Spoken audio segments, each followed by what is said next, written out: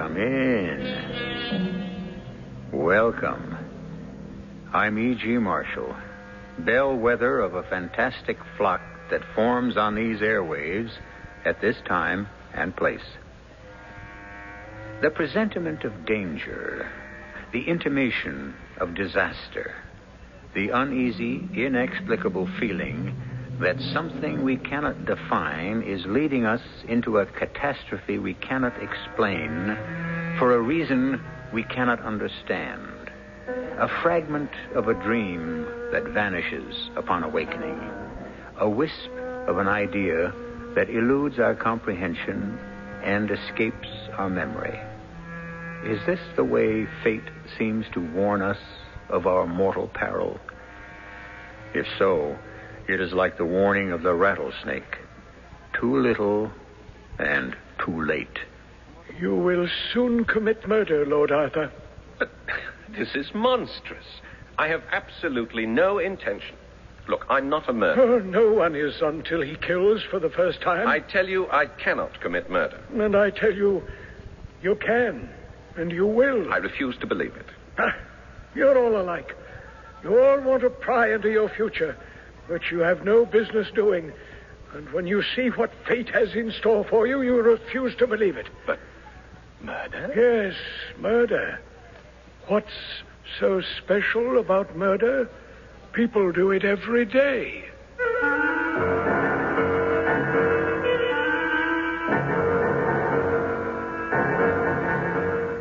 Our mystery drama, The Saxon Curse, is based on the Oscar Wilde classic and was especially written for the Mystery Theater by Sam Dan and stars Paul Hecht.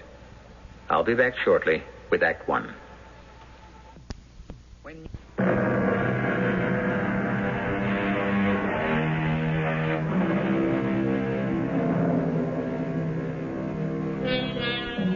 Today, things are tough all over.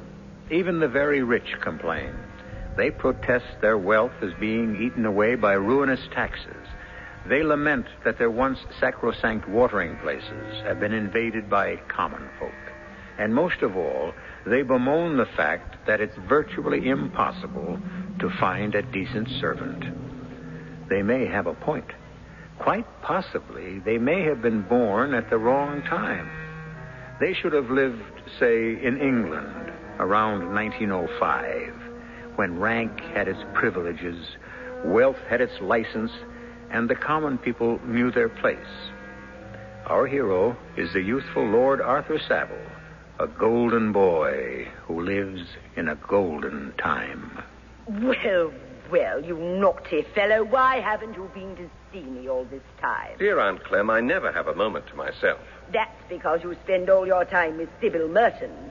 I cannot understand why people make such a fuss over getting married. I assure you, I have not seen Sybil for 24 hours.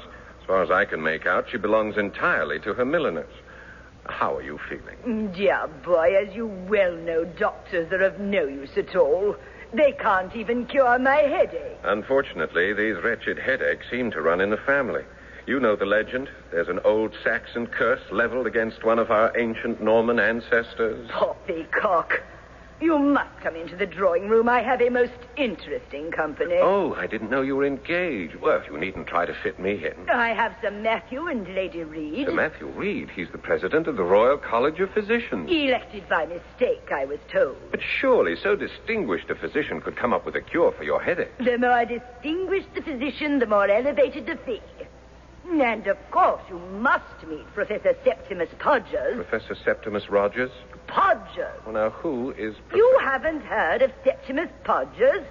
But everyone knows Septimus. Except me. Professor Podgers is a celebrated chiromantist. What is a chiromantist? One who reads hands. Oh, a gypsy. Professor Podgers is a man of science. Oh, really? I must introduce you. He tells fortunes, I suppose. And misfortunes, too. Next year, for instance, I am in great danger. It's all written on my little finger. The palm of my hand. I forget which. But aren't you tempting Providence, Aunt Clem? My dear Arthur, surely Providence can resist temptation by this time. Now come. You must come in and meet my remarkable Mr. Podgers.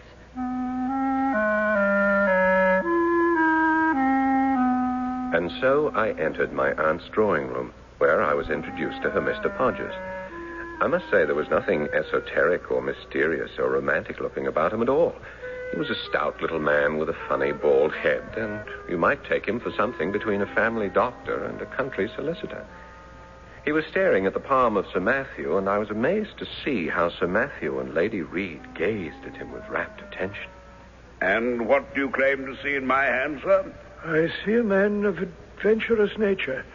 You have taken 4 long voyages in the past. By George, so I have. You were shipwrecked once. Amazing. You have a passion for collecting curiosities. But everyone knows that. It's been in the paper. Arthur, dear boy, do not interrupt. I see in this line, the health line, a secret. Sir Matthew, you had a serious illness between the ages of 16 and 18. Now, how the devil would you know? Well, it's all written here. Extraordinary. The man is uncanny. And now, Professor Podgers, my nephew, Lord Arthur Savile, is anxious to have his palm read. No, I'm not exactly. Oh, have him do it, Arthur. It's like someone opening a window in your mind. I'm not sure those windows shouldn't remain closed. Perhaps the boy is afraid. Oh, I'm not afraid. Professor, as you can see, young Lord Savile is dying to have his hand read. Don't tell him he's engaged to the most beautiful girl in London, because that news has already been published in the Morning Punch. May I examine your right hand, Lord Arthur? Well, if you insist. He touched my hand, and it was as if a galvanic current ran through my body. Something happened. I don't know what, but I do know this. Suddenly, he no longer seemed to be a somewhat ludicrous, fat little man.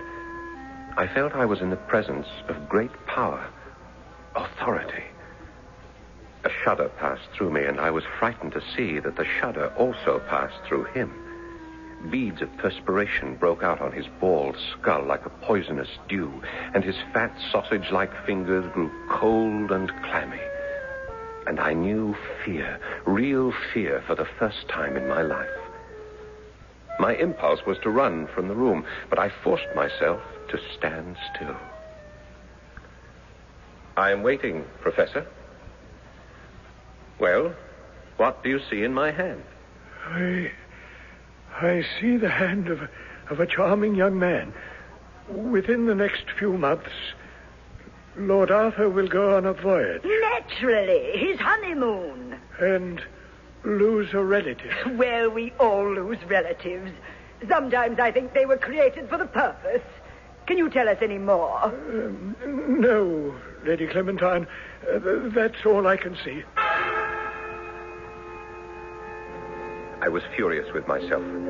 What was this feeling of terror that had suddenly come over me? Why had I permitted myself to be frightened by some unwholesome charlatan? But was he a charlatan? Is it possible that written on my hand is some fearful secret of sin, some blood-red sign of crime?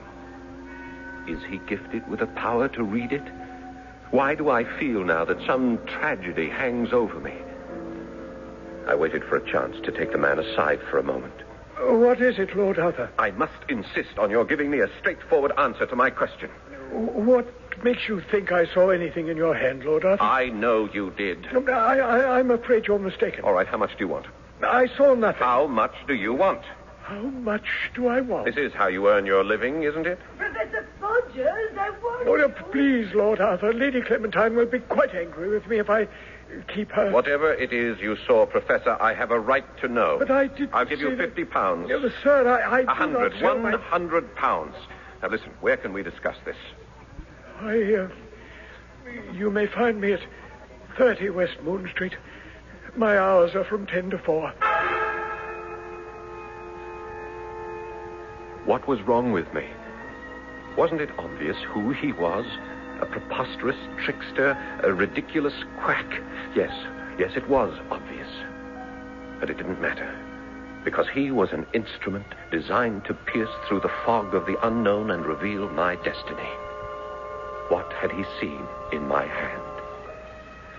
I need not tell you there was no sleep for me that night. Promptly at 10, I presented myself at 30 West Moon Street, a thoroughly unimpressive house in a completely nondescript neighborhood.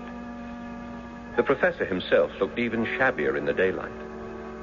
He took my hand in both of his, and once again that same electric shock charged through my body and through his body, too.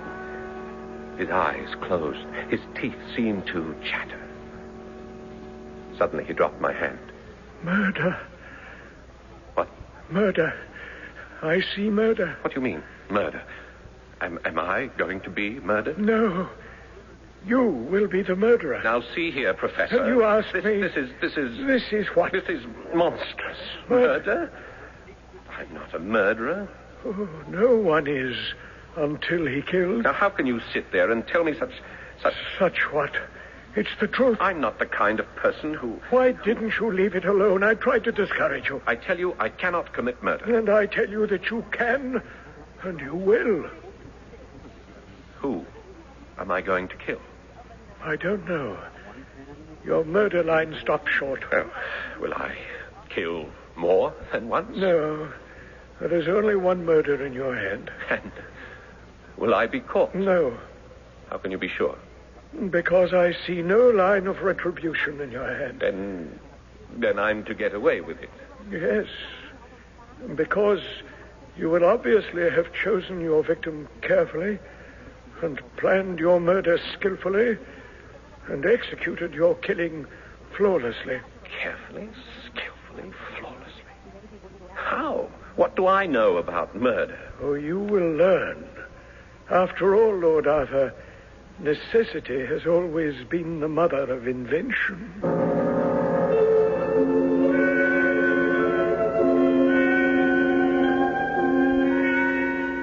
Than which truer words were never spoken. Of course, to our hero, Lord Arthur Savile, murder was something that usually took place only in the sensational newspapers. It was neither the pastime nor the preoccupation of a gentleman. But now, suddenly, he himself is notified that he is not only about to commit murder, but he is to do it successfully. I'll be back shortly with Act 2.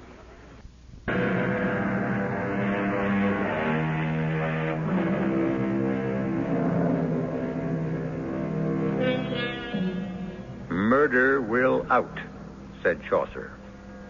Murder cannot be hid, said Cervantes.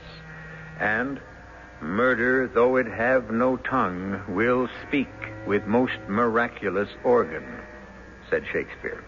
That is certainly a weighty consensus of extremely well-informed opinion. And yet, here we have young Lord Arthur Savile being cast by destiny in the role of a murderer, who will not only murder, but remain undetected.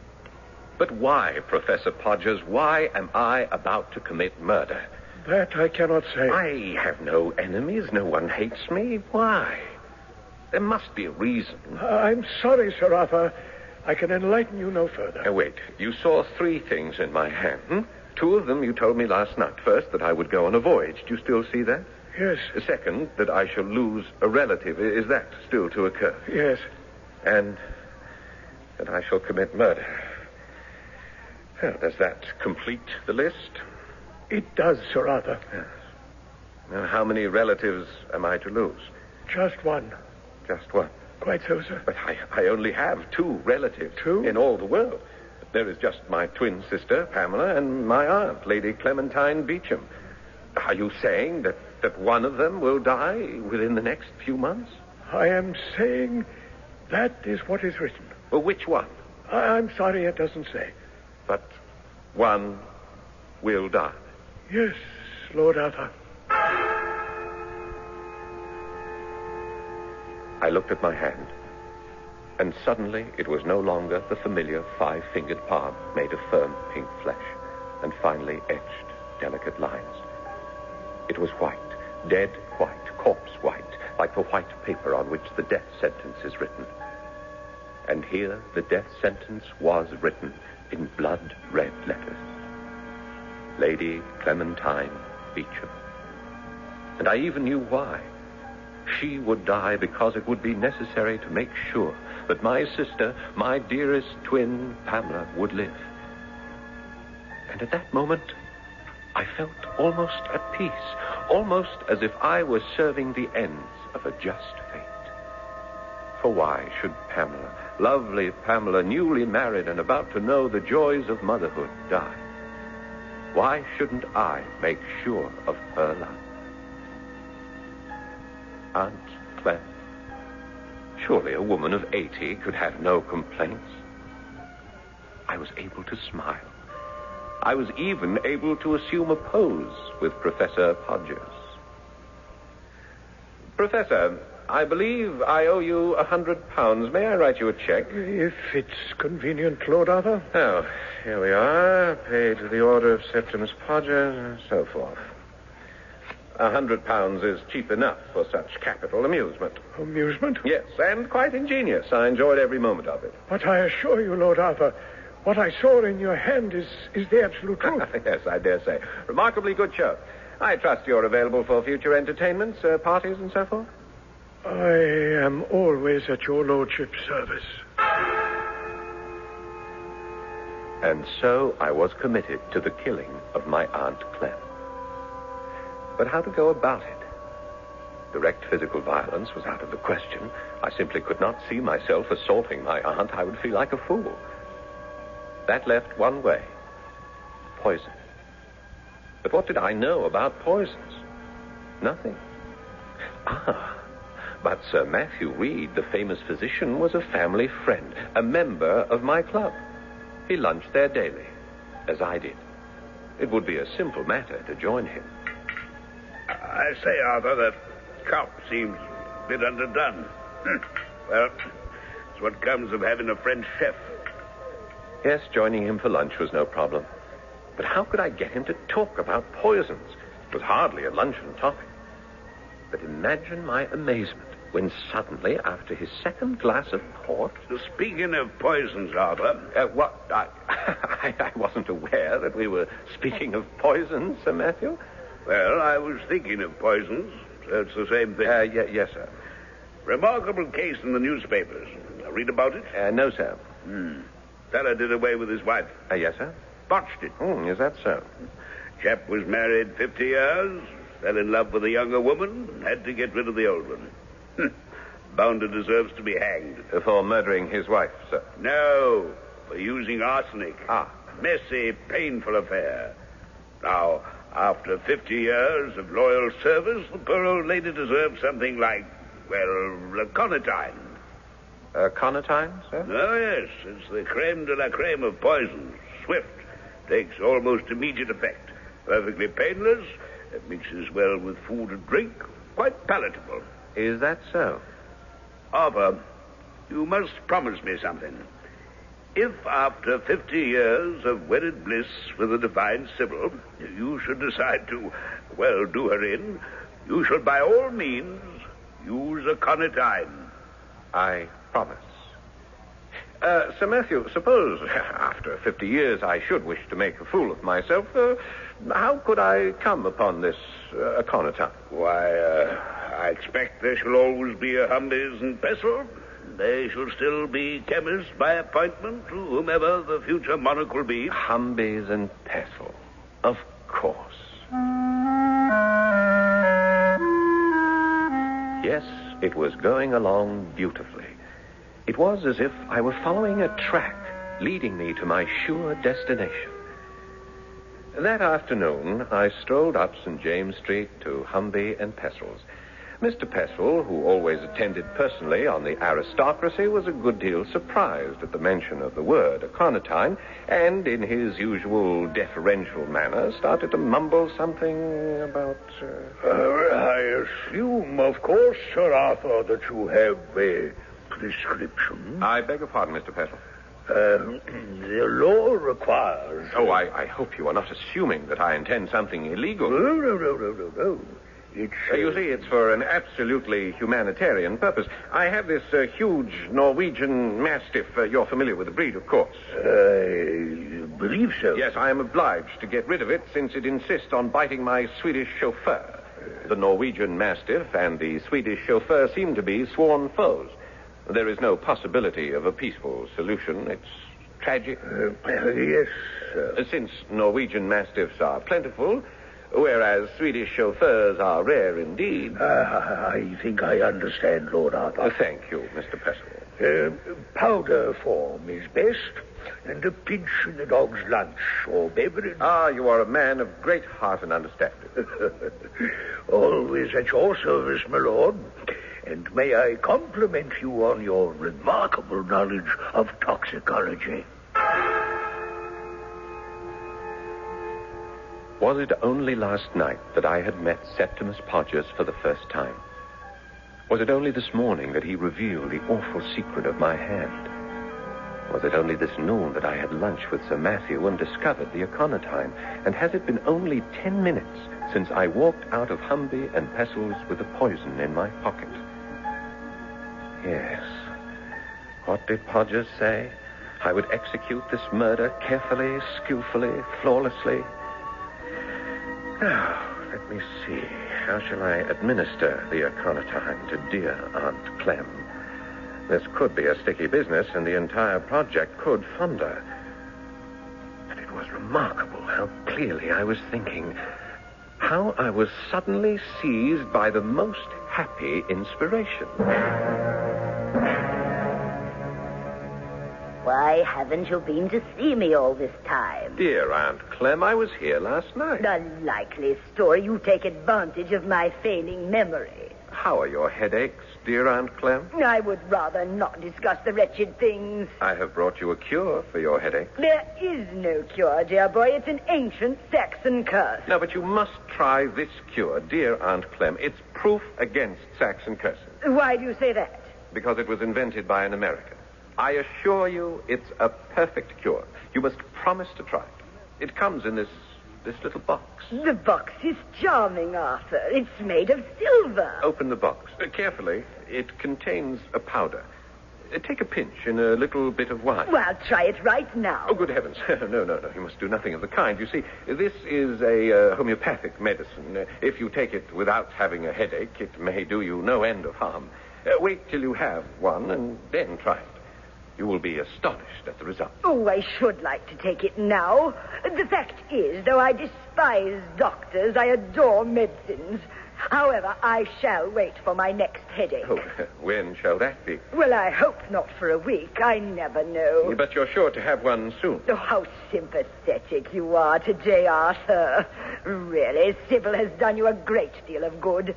But now you must run away. I am dining with some frightfully dull people. If I don't get my sleep now, I shall never be able to keep awake during dinner. Well, goodbye, dear Aunt. Goodbye, dear boy, and thank you so much for the American medicine.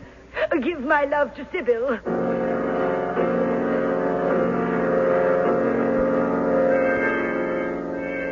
Sybil. I must talk to Sybil. Since I should like to be as far away as possible when it happens. Of course. That's the voyage Podgers saw in my hand. I must take my leave of Sybil. But it's a month before the wedding. What excuse can I make? My dearest, I have a confession to make. A confession? Oh, no. Is it something serious? Oh, yes, it must be serious. Else why would it be a confession? I am willing to release you from your vow. Oh, this is...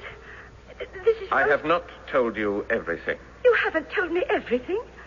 What have you withheld? My dearest, I am a victim. A victim? A victim of fate? Of circumstance? Neither. I am a victim of severe headaches. Headaches? Oh, you poor boy. It runs in the family. My Aunt Clementine... Oh, I know. She told me. There's an ancient Saxon curse. And so, you see, since you were unaware... No, I love you despite your headaches. I accept you for what you are. Yes, but But I must take my leave of you, my darling. Your leave? You're going? You're leaving? You will desert me? I'm going to Vienna. Vienna? But nobody ever goes to Vienna. There is, in Vienna, a celebrated doctor. A headache doctor? Well, a head doctor. Marvelous. And you're going to see him? No, surely he can cure my headache. Oh, my darling.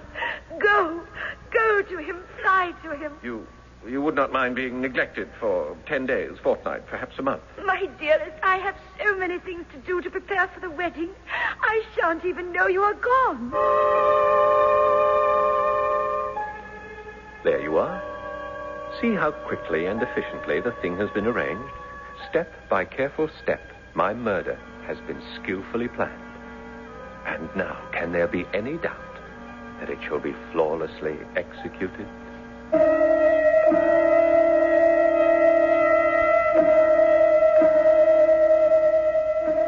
And he's only an amateur. And this is only his very first attempt. So it only goes to prove that each of us has a hidden facet, an unknown talent, an ability that's kept secret even from ourselves.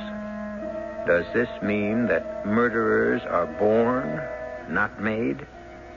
Or does it prove that murderers are made, not born? Whatever it means, someone is going to be killed just as soon as I return with Act 3.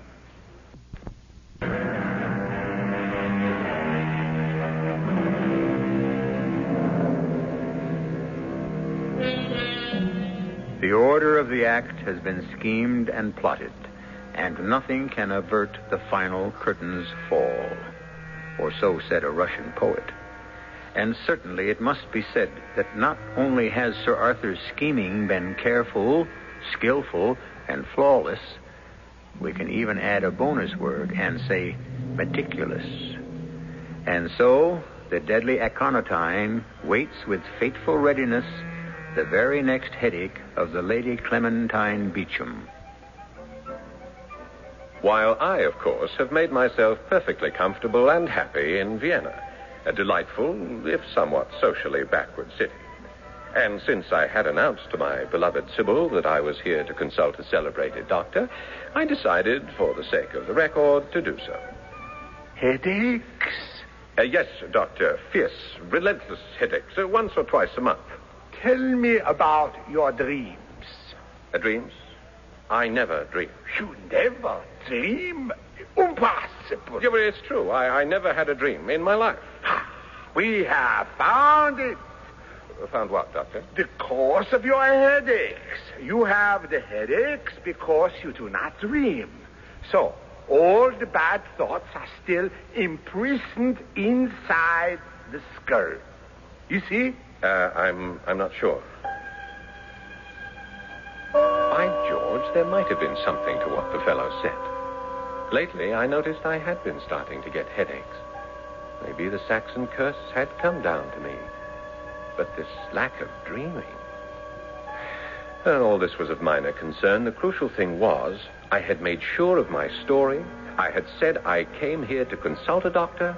I had consulted a doctor. I could now see where the execution of the perfect crime required superb intelligence, which is perhaps why it is beyond the capabilities of the lower classes. However, my visit was to end abruptly. That evening, there was a telegram from Sybil. Aunt Clementine died suddenly. So, she had taken the poison. She was dead. And now, I must return at once, like the proper grieving nephew. I didn't pause to pack. I caught the night express to Paris, and from thence the train to Le Havre. The following morning, I was back in London.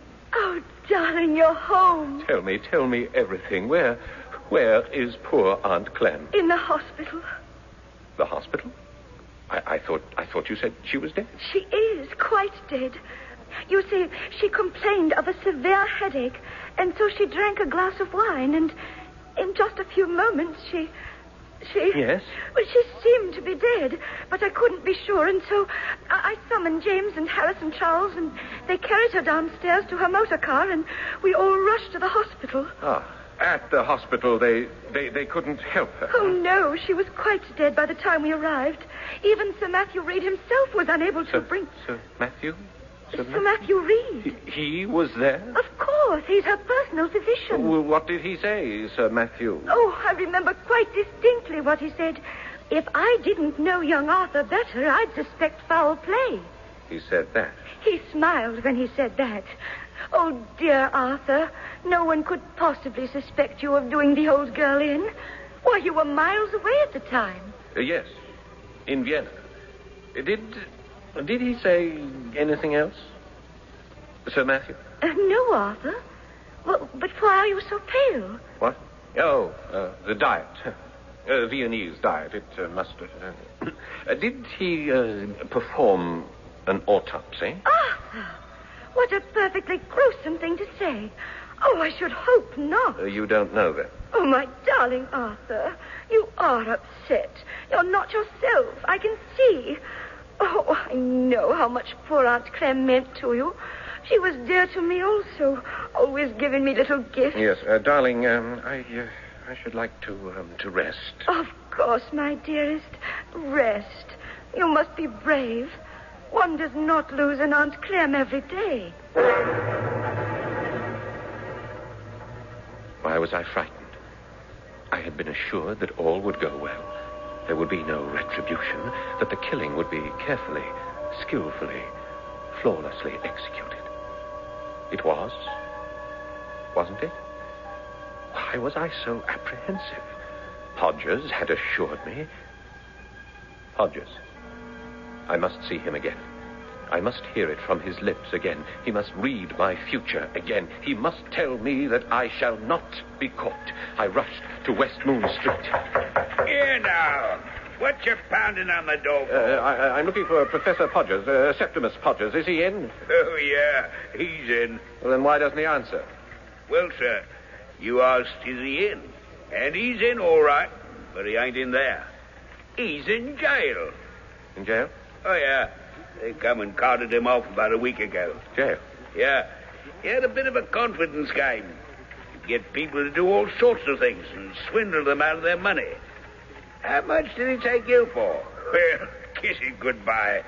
You'll never see it again. I knew it. I knew he was just a common charlatan and thief. But he had the gift. The gift of what? Prophecy. But how did I know? Perhaps it was all designed to get me to murder my aunt so he could blackmail me for the rest of my life. What could I do now? I couldn't very well visit him in prison. Oh, yes, I poisoned Aunt Clem, thinking that the death of a very old lady would cause no suspicion. But I had reckoned without Sir Matthew Reed. Sir Matthew, the expert, the authority on poisons. Well, if he doesn't suspect, then I will be safe. But suppose he does suspect. Sir Matthew said, if I didn't know young Arthur better, I'd suspect foul play. But he smiled when he said it. Smiled? He must have meant it as a joke. Oh, does he or does he not suspect? Why didn't it occur to me that I would inherit Aunt Clem's entire estate? Oh, that could set tongues wagging. Did Sir Arthur perform an autopsy or didn't he? Does he intend to or doesn't he? How can I find out? I must find out. I'll corner him at the club. You'd think a French chef would know what to do with veal. I think it's the Italian chefs who specialize in veal, Sir Matthew. The French more or less concentrate on beef. Comes of relying on foreigners. Damn shame about your Aunt Clem. Yes. What do you suppose was the cause of her death? I don't know. I can't be sure.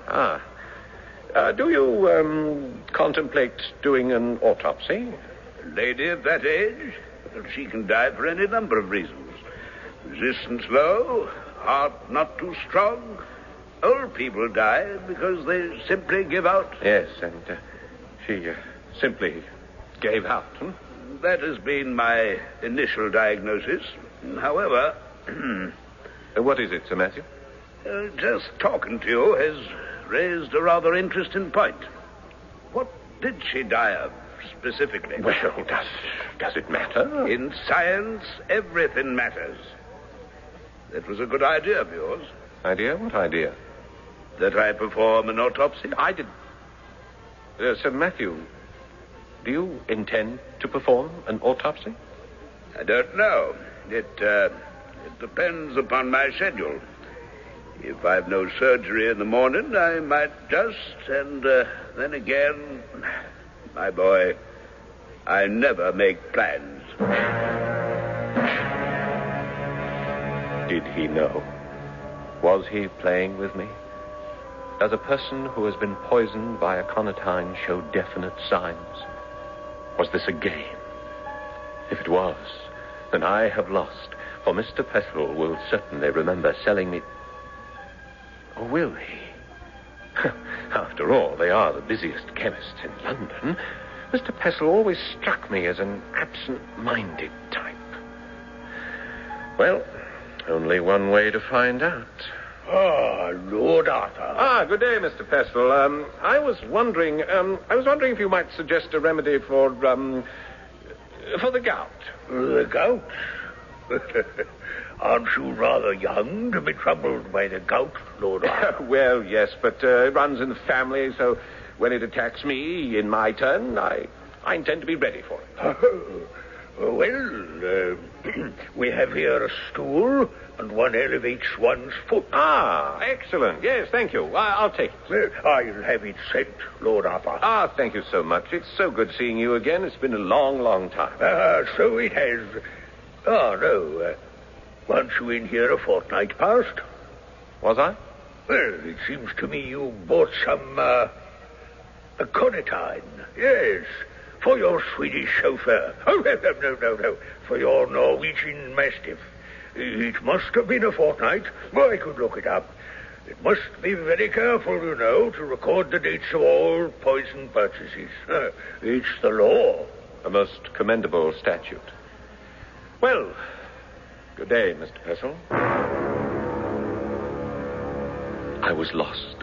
Lost. Only a miracle could save me. But the age of miracles is past, gone, vanished. I shall be charged with the murder of my aunt. I shall be tried, found guilty, and hanged. And my head, oh, my head. My poor head is splitting. Your Honor, I do not ask for mercy. I ask only for understanding. I killed my aunt to save my sister, my dearest twin sister, at present living in Canada, in order that she should continue to perpetuate. Arthur, darling, wake up. I only acted according to the command of fate. Arthur! Sybil, what? How did you get in here? Hastings called me, said you were in a frightful shape. Nightmares and whatnot. Oh, my head. My head is splitting. Poor boy, the Saxon curse. The Austrian doctor was of little help. Nothing can help. Oh, you must never say that. Here, drink some coffee. A hot cup of black coffee. No, I don't like coffee. Oh, it's black. I know. I put in plenty of sugar. Won't make me feel better. It will, I promise you. Here, drink it. All right. Now, isn't that delicious? Oh. Sybil, I must make a confession. Oh, no, you're exciting yourself. I poisoned my Aunt Clem. Oh, you did nothing of the sort. I did. I gave her poison. Poor boy, you feel so badly about her death. You've been having nightmares. I tell you, I poisoned her. You did no such thing, and Sir Matthew can prove it. Sir Matthew? Of course. He performed an autopsy on poor Aunt Clem this morning. What? Death was due entirely to natural causes. That's wonderful. I feel lightheaded, completely. Oh, then it worked. The medicine worked. What medicine? Aunt Clementine's medicine. in this little silver box. That box? That silver box? It's the box you gave her. Sybil, did you? Which has the remedy, the American headache remedy. Sybil, no. Oh, how peaceful. How calm you look. It works. The remedy works. Sybil, you didn't. The day you left for Vienna, I told your aunt it was because of your headaches. And she said, well, my dear, take this American remedy he gave me for my headache. And I said, dear Aunt Clem, don't you need it? And she said, oh, I'm much too old to experiment with Americans. Just put a pinch of this powder in wine or coffee or tea. Sybil. And so I did. And now you feel better, don't you? Oh, you must tell me the name of this remedy. I shall suggest it to all my friends. Arthur? Oh, I see. It even puts one to sleep. Oh, this is wonderful. You rest now, Arthur, darling. And I'll wait for you to wake up.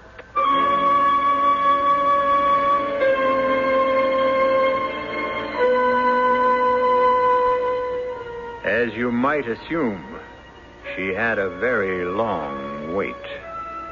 Well, whatever you want to say about Professor Podger's prediction, his 3 basic forecasts did come true. Lord Arthur lost a relative. He did go on a voyage. And there was a murder. Not that Sybil was ever tried for it. I'll be back shortly.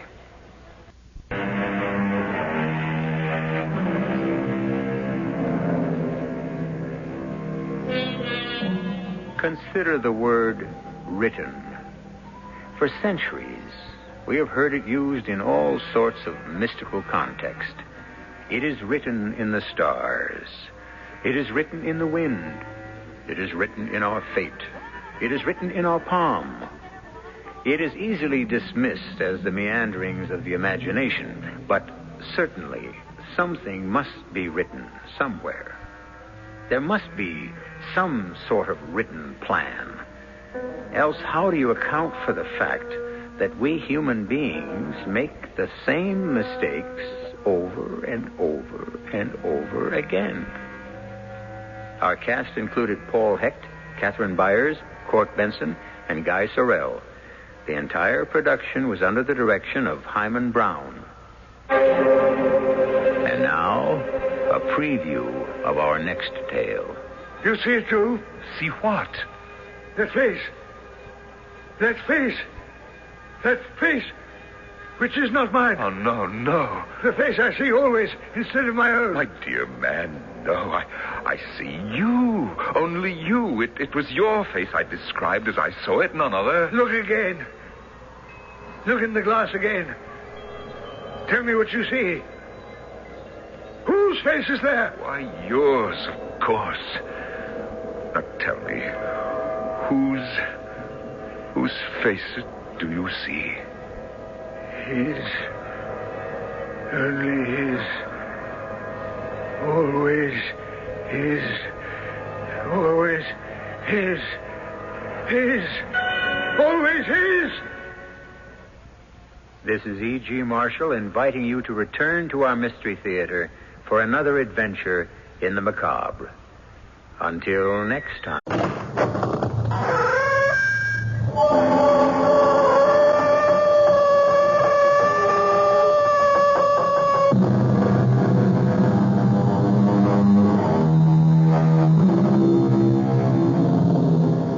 Come in. Welcome. I'm E.G. Marshall. I'm sure you know by now that the door you have just entered leads to a strange world, a land of forbidden fancies, peopled by giants and pygmies, kings and cobblers, saints and sinners. Happy children play in its streets, while just behind lurk iniquitous monsters. Unspeakable crimes are committed here, and acts of breathtaking valor. You are the sovereign in this place. It is the realm of your own imagination.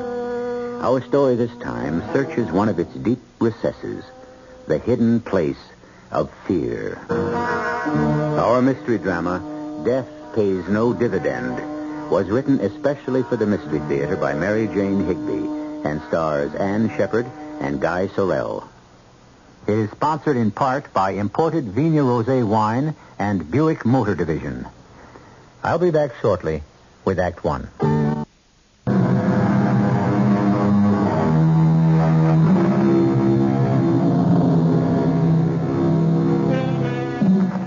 A famous traveler once said that the most important words in any language are, where is the exit? Où est la sortie? Donde está la salida? But what of the place where there is no way out, where every wall is a blank one, marked no exit? This is the circumstance of three men whose work brings them to the tip of a very small island. There was once a stockade here. It was the wall for which the street was named. Wall Street is silent now. The rush of the day has not yet descended. But 30 stories above the narrow street, footsteps echo sharply along a marble corridor. Miss Hannigan! Miss Hannigan, wait! Oh, Mr. Green. Good morning. I didn't expect you here this hour in the morning. Mr. Green, I've been so worried. About getting another job? Well, I'm sure we can help you. Our recommendation should be worth something in spite of... No, not about myself. It's Mr. Ellis. Oh? He's horribly depressed. Well, that's only to be expected. You put your whole life into a business, and then through no fault of your own, it suddenly blows up in your face. No, wait. Please. Don't open the office door yet. I've got to tell you something. Well, couldn't you tell me inside? No, I think Mr. Ellis may be inside there. I do hope so. He's not in his apartment.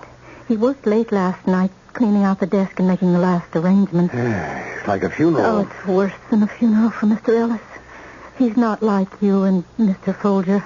You both have families, someone to share. Well, it's small comfort to share disgrace with people you love, to drag them down with you. My two boys. I know. I didn't mean to minimize. It's just that, well, frankly, I'm afraid Mr. Ellis is going to do away with himself. Kill himself? Oh, no, he wouldn't do that. He made me go home last night. I wanted to stay with him, but he forced me to leave. I tried nearly all night to get him by phone. No answer. Well, let's get in, see what's going on. Oh, good heavens. Papers blowing all over the place. Oh, the draft. The wind... Mr. Green, look. Standing on the ledge to the left of the window. Good Lord. Careful, Miss Hannigan. You mustn't startle him. He might jump. You better speak to him, but quietly. Yes. Try to sound calm. Mr. Ellis, don't do it. Mr. Ellis, please don't. Mr. Ellis, he doesn't seem to hear me. He hears you all right. Try again. Come back in, please. You may hurt somebody else if you... Mr. Ellis, listen to me. Come back. You mustn't do this. Please. It's no use. I'll try. Victor, don't do it. Listen to me. What I'm going to say is important. There's a better way. Did you hear me? There's a better way. John and I have a plan. You may be doing the right thing, Vic, but you're doing it the wrong way. Victor, get back in here. He moved. He's coming in. Yes. When he gets his head to the window, grab his arm. Oh, if only he doesn't fall now. Damn narrow ledge. Oh, dear Lord, don't let him fall. Don't let him. Oh, there you are, Victor. Steady, old man. Come, Mr. Ellis. Let me go. All right. Sit down. Thank God. Close the window, Miss Hannigan. I looked down. I could have done it if I hadn't looked down. I fouled this up like everything else. I can't do anything right. Oh, don't say that. Nothing that happened was your fault. You were all victims of a rotten crook. I didn't have the guts to jump. just didn't have the guts. Thank heaven you didn't. You must never try a thing like that again. Never. All right. It's a sin. It's all right now, Miss Hannigan. Yes. Yes, it's all right now. I'd never forgive myself. Now. Calm down. Good morning. What's going on? What's with Miss Hannigan? She's had a bad shock. What happened? Later, John. Please, Miss Hannigan. I'm so scared. It's helpless. I'd never forgive myself. Look, come on now. Snap out of it. Miss Hannigan. She's been under a terrible strain. I'm sorry. My nerves. Yes, of course. Victor, get us some water, will you? Oh, sure. I'll be a moment. I've got to talk to you alone, John. Okay. Come in my office. Are you sure you're all right now, Miss Hannigan? I'm sorry I let go like that. It won't happen again. All right. Relax. Try to go on as though nothing had happened. Here's the water. I didn't mean to put you through this. You, of all people. Come on, John. I think we should let Miss Hannigan go home. No, that won't be necessary, Mr. Folger. I'm all right. Kent? Yes? What did you mean? There's a better way. We'll talk about it later. Now, what was going on? Victor tried to jump out of the window. What? He was standing on the ledge when we got here this morning. Oh, for Pete's sake. That idiot. How long was he out there? Did he draw a crowd? No. Well, I suppose somebody must have seen him, though. That fool. Well, this settles it, John. We've got to let him in on the scheme. No. Vic's too unstable. He's sure to blow it. It's the only way to keep him from blowing it. It's obvious. If word gets around that a member of the firm tried to commit suicide and then something happened to us, they'd never stop the investigation. Not until our families were starving. Damn it all, that's not going to happen. I'm going to meet my obligation to Marie. We both have obligations, John. I'm not going to leave my wife helpless. I'm going to provide for her if it's the last thing I do. It will be. Look, you don't understand, Victor. His father founded this firm, and it's been Victor's whole life a sort of memorial to his father. Well, now this scandal... Well, the mood he's in, he's apt to do anything. The only way to protect the scheme is to let him in on it. Oh, you're probably right. But all my instincts are against it. Well, shall I get him in here? Yeah, I guess so. Well, I'll get him. But if he louses this up... Vic? Yes? Come in here a minute, will you? Yes? What is it? Close the door. You made a jackass of yourself, didn't you? Cool it, John. Now, if you've got some cockeyed scheme to keep the scandal from breaking, don't waste my time. We'll be lucky if we get less than 20 years. Oh, come on. Drop the emotional jag and talk sense. Kent and I are in a worse spot than you are. We both have families to provide for, right? And there is just one way to do it. Our life insurance. You can't collect on suicide. We know that. But you can collect on murder. What? I don't get it. A good, clean bullet in the back of the head when you're least expecting it. It's an easy way to go, Vic. You'd never know what hit you. Well, how do you think you're going to bring that off? Never mind. I can bring it off. Years ago, I did a favor for somebody.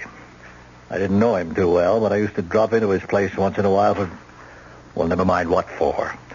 Later, he got mixed up with some pretty notorious characters, so I figured he'd be in a position to arrange what they call a contract. What kind of contract? Oh, for Pete's sake, I know you've devoted your whole life to the firm, but don't you ever go to the movies? You must know there's such a thing as a hired killer.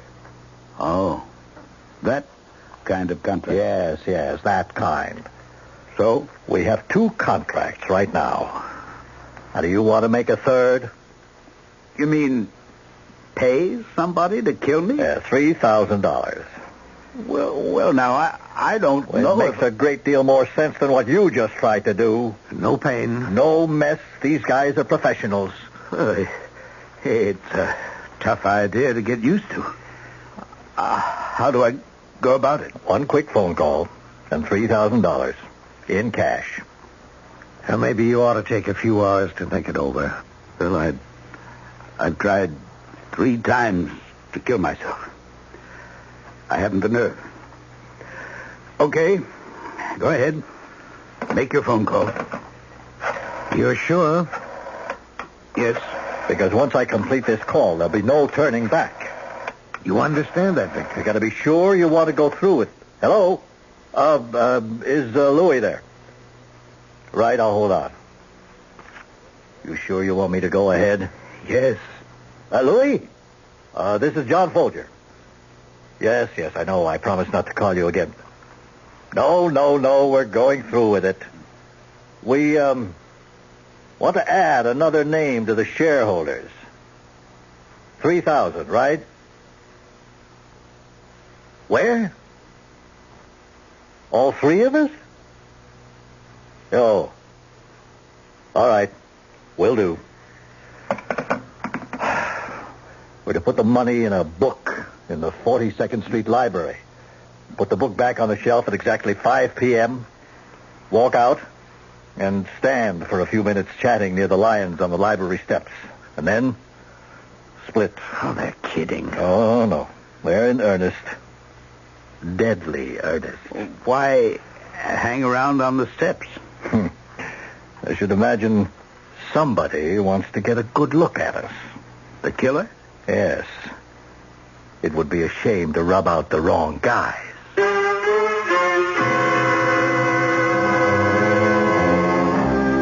A suicide pact.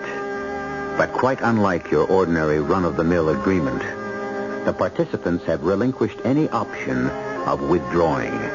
From now on, each one knows that his next move may well be his last. We'll see how they stand up under that unpleasant knowledge when we return with Act 2.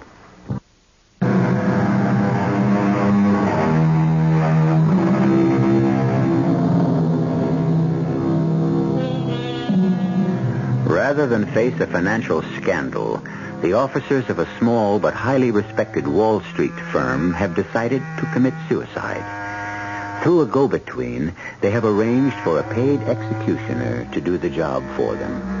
An easy way out. We'll never know what hit us, they tell each other. But have they considered their remaining days and hours when even the most chance encounter will chill the blood and the question rise, is this the face of my killer? To see how they are facing up under the strain, let's listen to a telephone conversation. Hello. Kent, this is John. You heard what happened? No. Vic goofed off. Ran away. Remember we were giving May Hannigan a vacation? The cruise to the Caribbean? Well, at the last minute, he decides to go with her. Well, I guess he wants to do some of the things he never took time for before. Oh, come off it. He's running away. He knows they won't dare shoot him aboard ship. They couldn't make a getaway. He's as safe on that boat as he would be in jail. Well, what of it? They'll hit him when he gets off. Well, I was hoping they'd tend to Vic first before they got you or me. Did you tell Louis that? I couldn't tell him anything. He made me promise never to contact him again. Louis not part of the mob or a family or whatever they call it nowadays. They just use his place of business sometimes, meet there. What kind of business is he in? Look, I swore to keep him out of it. Now, what you don't know can't hurt Louis. Okay. Well, I wouldn't worry too much about Vic. Well, damn it all, I do worry. He hasn't got our motivation. Once you and I are out of the way, what's to keep him from getting the wind up and running to the police with the whole story? I don't think he can do that. There's such a thing as accessory before the fact, you know. This may look like a suicide pact to us, but to the police it's going to be murder. Oh. You mean he'd face a murder rap, huh? Well, he might. I just hope he knows that.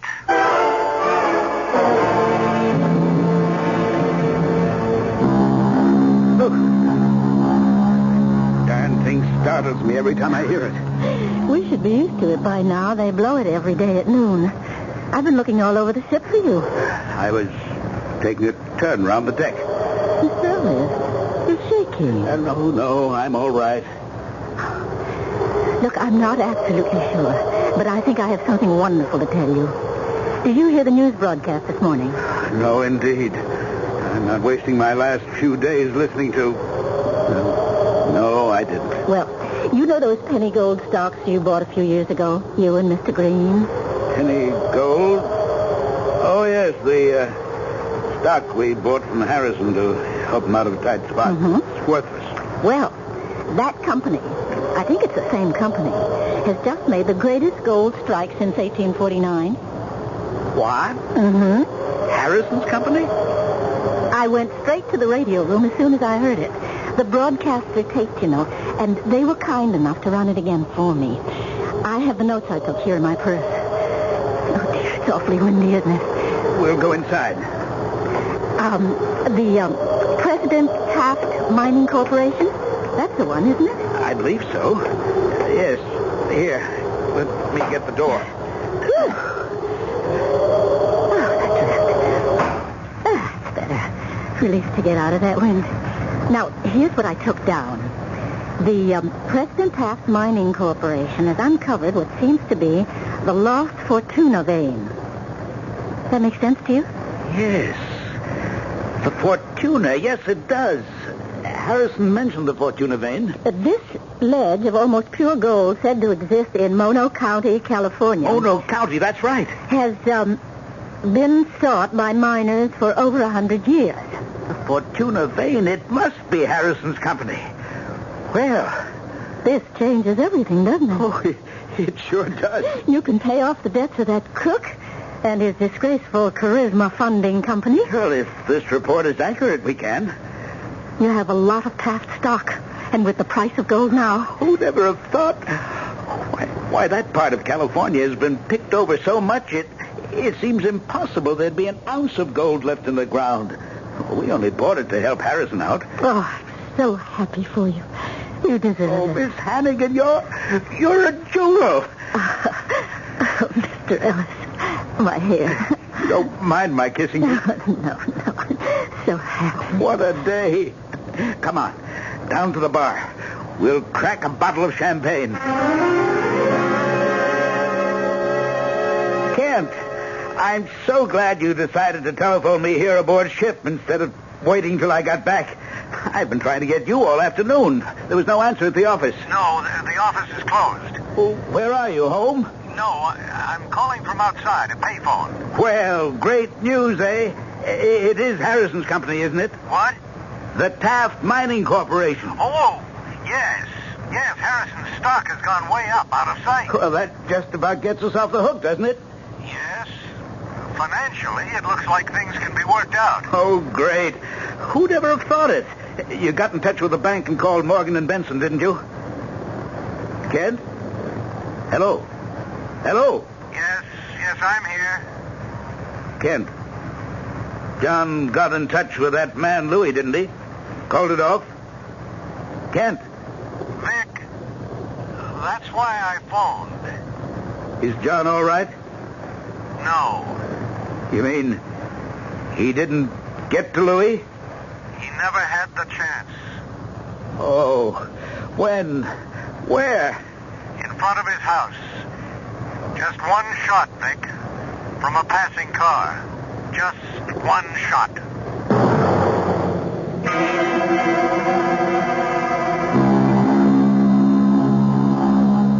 Mr. Ellis, what on earth? Not the greatest disguise in the world, but the best I could do. I bought the hippie clothes from a kid down in Tourist, and I had the ship's beauty parlor dye my hair. Goodbye, Miss Hannigan. Wait. You seriously believe there's a gunman waiting for you when we dock? That's the hell of it. I don't know where he is. Here, at the office, my apartment. Well, don't rush off like this. You're not thinking clearly. There's only one sensible thing to do. Go to the police. The police? Tell them the whole story and ask for protection. I can't do that. It's the only way. But I can't do that to John. Mr. Folger's dead, Mr. Ellis. His widow's alive and she's an invalid. If I go to the police, they'll cancel the insurance she'll get. The firm can take care of Mrs. Folger. We'll be lucky if we can pay our debts and save the firm. No, I got into this mess and I've got to see it through. I'm going to make a break and run for it. I'll be the first one off the ship and run to a taxi. Please, listen to me. Don't rush down the gangplank alone. Let some of the other passengers start first. Then saunter off casually. Oh, dear. Take my arm. I'm coming with you. No, absolutely not. I'm a living target. Stay out of range, Miss Hannigan. Your life depends on it. Goodbye. Where do you plan to go? Some hotel, I guess, till I can figure a way to get out of town safely. Here. Look, take my keys. Go to my apartment. No, I'm not going to drag you into this. It's the safest place for you. Nobody will dream of looking for you there. And I can reach you by phone. I'll go straight to the office. That way, you'll know what's going on. Well, all right. But only for a few hours. We've got to talk to this Louis person. I hope Kent's still alive. If not, you have the power of attorney I executed for you in Puerto Rico. Take complete charge until you hear from one of us again. If you ever do. Goodbye, Miss Hannigan.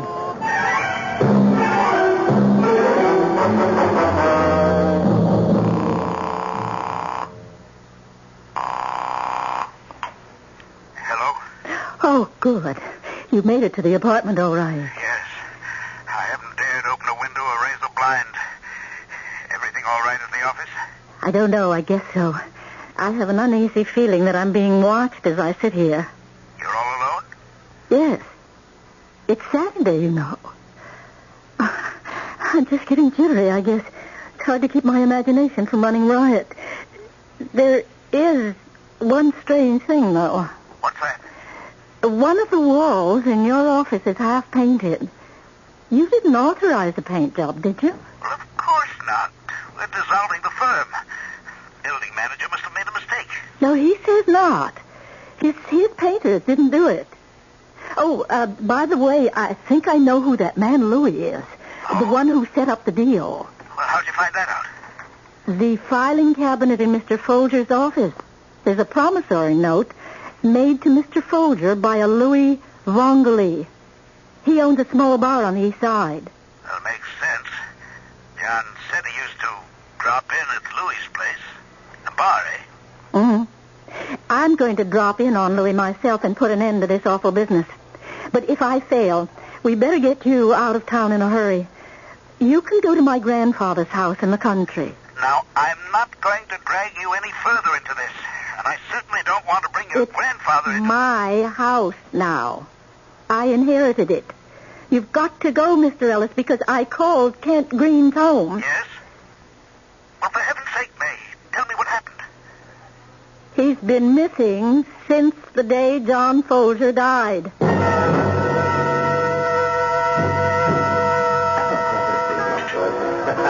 What'll it be, miss? Some nice fresh oysters? Just come in this morning. I'd like to see the owner, please. I want to talk to Louis. You're talking to him? Well, it's a confidential matter. This is the lunch hour, lady. I'm busy. Come back, say, 3:30, 4 o'clock. No. I've got to talk to you now. It's about John Folger. Never heard of him. Here's something to refresh your memory. This is your signature, isn't it? What? Your signature on this promissory note. You know who Mr. Folger was, and you know what happened to him. Hey, Joe, take over, will you? Come on, lady. Over to this table in the corner. Now, sit down. What's this all about? This is your signature, isn't it? I ain't sure. Oh, come on. Louis, you borrowed $12,000 from Mr. Folger on July 8th, 1948. What are you, a cop? I'm Mr. Folger's secretary, and Mr. Green's, and Mr. Ellis's. We want to call the deal off. I don't know nothing about no deal. You arranged the contract, and you're the only one who can cancel it. You got the wrong guy. Oh, please, you must help me. We have no way of reaching this man from Chicago. Please, tell me. I gotta get back to my counter. At least tell me who he is. You'll have to leave now. I need this table. We've got to stop him. Now, for the last You're time... going to let another man die? A man who doesn't want to die? because of a mistake. Like I said, this is all Greek to me. But, I did hear there's talk around that Froggy Bynes is in town. Who? You heard me. Where can I find him? I wouldn't know. Well, tell me what he looks like. Never seen Froggy in my life. Froggy? Is he a Frenchman? They call him that because he ain't got hardly no voice. That's all I know. No voice? Yeah, he got a knife in his throat when he was a kid. Can't hardly make no sound at all. A killer with hardly any voice. That's not much to go on, is it? May Hannigan's confidence is at a low ebb as she walks out of Louis Vangoli's bar onto the teeming streets of Manhattan. How long, she wonders, can she keep the last remaining partner of Ellis Green and Folger alive?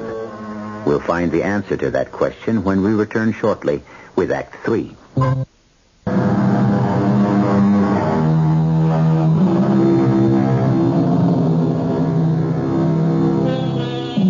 May Hannigan found herself peering nervously into every darkened doorway as she approached the garage which housed her automobile.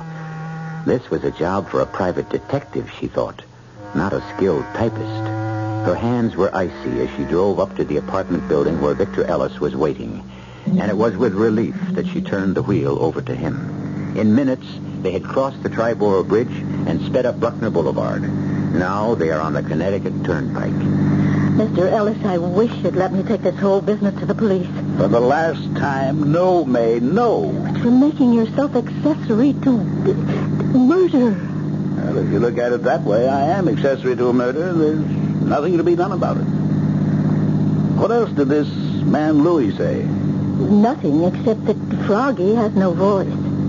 Well, maybe Louis will tell the mob to call it off. No, he won't contact anybody. Now that there's been one killing, he's terrified of being involved. He's frozen with fear. Poor guy. Poor guy. What he did, what you all did was a sin. Don't you worry about that? I've got other things on my mind. That car behind us, for instance. A car? Yeah. A big one. Black, I think. It's been with us ever since we left Bruckner Boulevard. Are you sure it's the same one? Slow down a bit. You give him a chance to pass you. Okay. He's dropping back. No, he's not going to pass. No, but that truck is. Probably all imagination. Perfectly innocent chap, no doubt, on his way home to his wife and kids. Yes, but we can't assume that. There's an exit near here. Get off the turnpike. If he follows us, we'll know. We'll know we're in trouble. Still there? No. Yes. There he is. He's after us, all right. Okay, Buster, if it's a race you want. Oh, Mr. Ellis, not so fast. You have to turn left at the next light. Stop, Mr. Ellis, red light. Look out! Made it. Oh, you nearly killed us both. I lost him. Yes, he stopped for the light. Doesn't prove a thing, except that he's not taking any chances on a brush with the law. Now, you passed the Veterans Hospital and the cemetery. We're going to lose him for good. Oh, look out, the van! Sorry. I was afraid you didn't see us. You get back on the turnpike, you turn up that hill. Is he in sight? No. Slow down. You're coming to a crossroads.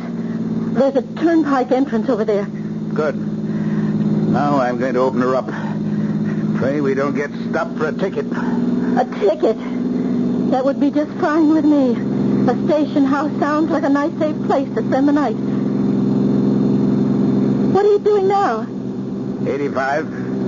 Oh, heaven help us. I didn't know this car had it in her. Oh, no. Is it him? Oh, good Lord, he must be doing 100. Well, that settles it. You're going to get out. No.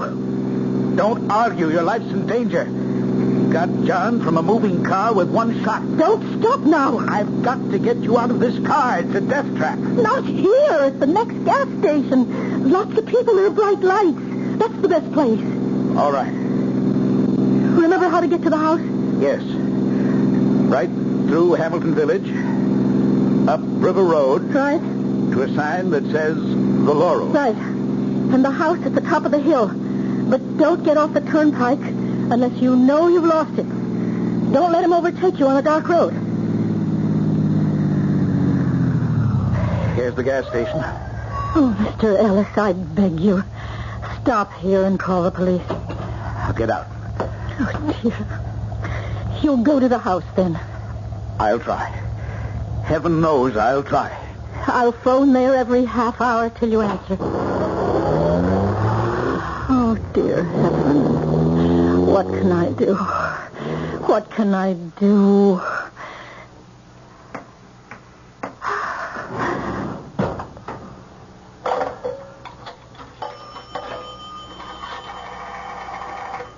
Operator, this is an emergency. Get me the Hamilton police.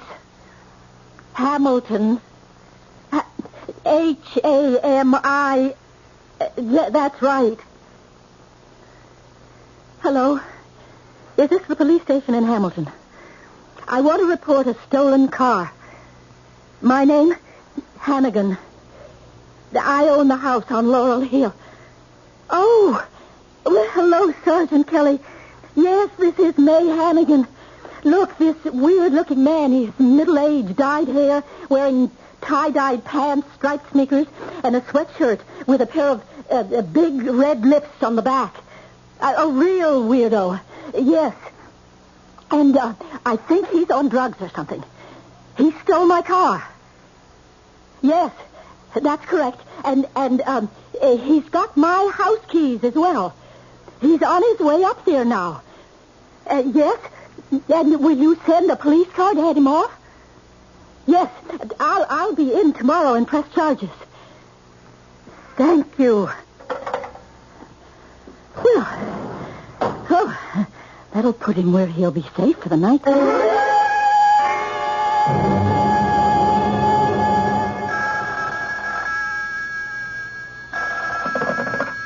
Hello? Oh, you made it. Yeah. I was doing 90 most of the time. And you never saw a cop? Not a sign of one. It's funny. It's darn cold in this house. Yes, I had the furnace turned off when I left on the cruise. You still at the gas station? No, hamburger place down the road. Look, do you have any blankets here? Yes, upstairs. But I don't think you're going to need them. Hey. Yes. Just a minute. What is it? I thought I heard something. Oh, well, it's an old house full of creaks and groans. No, not like that.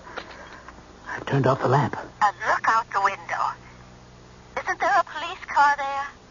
Why should there be a police car? But you're sure there's no police car? Positive. I'm going back out to the garage. No. Oh, for heaven's sake, don't leave the house. The moon is like daylight. I hear him. He's in the house with me. Well, don't go out. Stay inside. Oh, if I only had a gun. Grandfather's gun is there. Where? In the desk, where the phone is. Bottom drawer. But it's in a strong box with a combination lock. Victor, you're sure it's not the police? Well, of course I am. Put on the lamp again. I'll give you the combination of the lock. I'm going to make a dash for the stairs. No. You'd have to cross the open hall. Please, do as I tell you. Get that drawer open. Have you got the lamp on again? Mr. Ellis? I'm afraid to light it. Do you hear anything now? No. Keep your hand on the light switch. Turn it off if you see him and drop to the floor. Go ahead. You see the lock? Yeah. Keep calm. Don't make mistakes. 6. Left. 6. 2. Right. 2. My hands are sweating. 9. Right. Got it. That's it. Yes, it's open. Mr. Ellis! Victor! Oh, no!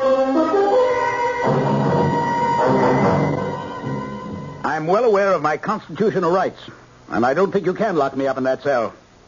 Well, I don't happen to have identification on me, but I can assure you that I am Victor Fairchild Ellis, Jr. of Ellis, Folger, and Green, a brokerage firm. Sure you are. That outfit's the latest thing on Wall Street. All the brokers run around in red, white, and blue sneakers. Come on. In you go. I can explain... You can explain all you like in the morning. Now, in. Both of you. What's this? I'm an innocent bystander. I got nothing to do with this guy. You got nothing on me. Carrying a concealed weapon. Get moving.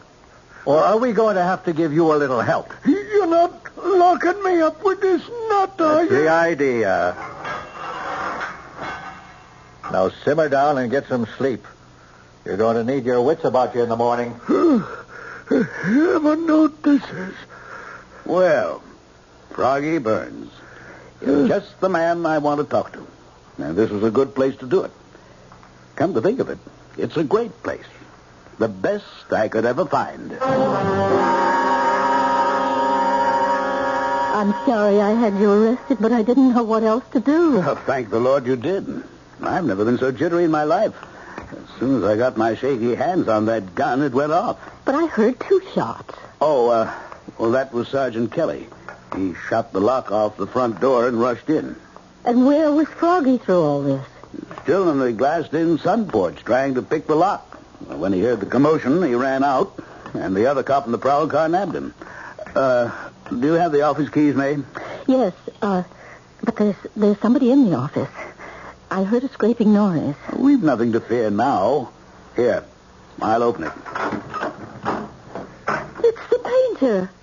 Say, we didn't order a decorating job. What do you...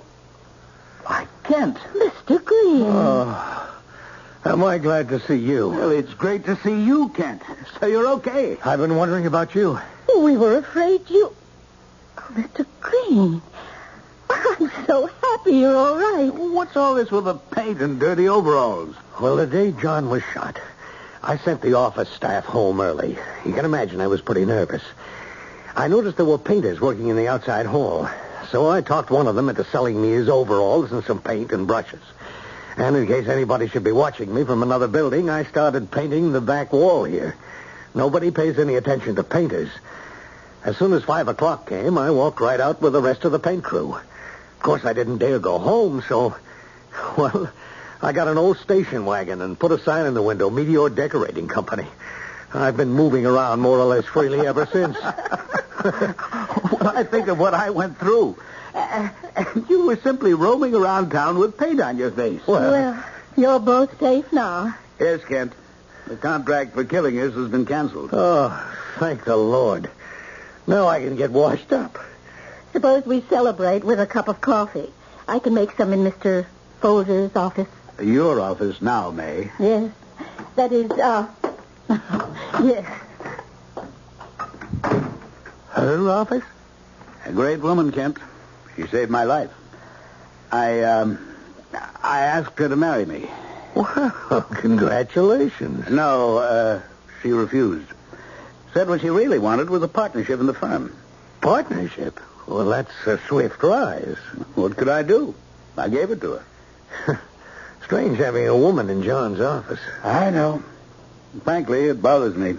My father was very conservative, you know, especially about the firm. Ellis, Green, and Hannigan.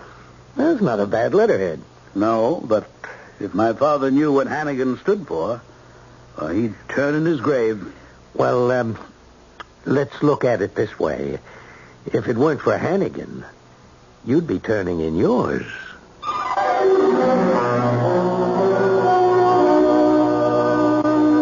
So May Hannigan accomplished 2 very difficult things that night. She saved her employer from certain death, and she raised herself into the gilded executive ranks. And that, as any secretary will tell you, is the hardest thing in the world to do. But as May herself often says, there must be an easier way. I'll be back shortly.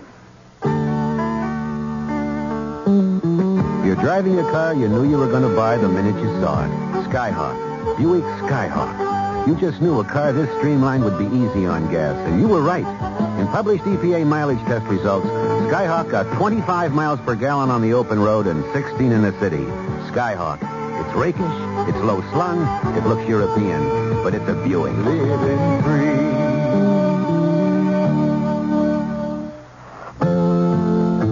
Hi, I'm Burl Ives. You know, nothing perks up a meal like an exciting side dish. And I'd like to tell you about one your family and your guests are sure to love and keep on loving. It's Uncle Ben's long grain and wild rice. It's a mouth-watering mixture of Uncle Ben's converted brand rice, wild rice, herbs, and seasonings. It's the kind of side dish that can make an ordinary meal a great meal and can keep a great meal from becoming ordinary. In fact, Uncle Ben's long grain and wild rice is so good, they tell me that most everyone who tries it comes back for more. That's because there are no compromises in quality. But that's the way Uncle Ben's does business. So, to make an ordinary meal a great meal, try Uncle Ben's long grain and wild rice. And to make sure you get the quality ingredients and good taste I've told you about, make sure it's Uncle Ben's. This Friday and Saturday during Macy's exciting two-day home sale, you'll find big savings on furniture, TVs, stereos, appliances, mattresses, and much, much more. In Macy's floor covering department, you'll save $3 to $5 a square yard on a selection of Dacron polyester broadloom. Choose from a dense velvet, a thick plush, or a heavy texture in an array of solids and tweeds. Regularly $12.99 to $14.99, now just $9.99 a square yard installed over sponge rubber padding. You'll also find 20% reductions on every custom-length drapery at Macy's. Choice of styles, sizes, and colors. Fabrics in traditional, contemporary, and early American. Designs cut to the exact inch length in standard widths. Bring your window measurements, all delivered in just 3 weeks. There is also a huge assortment of machine-washable Dacron polyester Neon curtains on sale at substantial savings. Just a few of the great buys Friday and Saturday at Macy's exciting two-day home sale. Broadloom at all Macy's stores except Flatbush.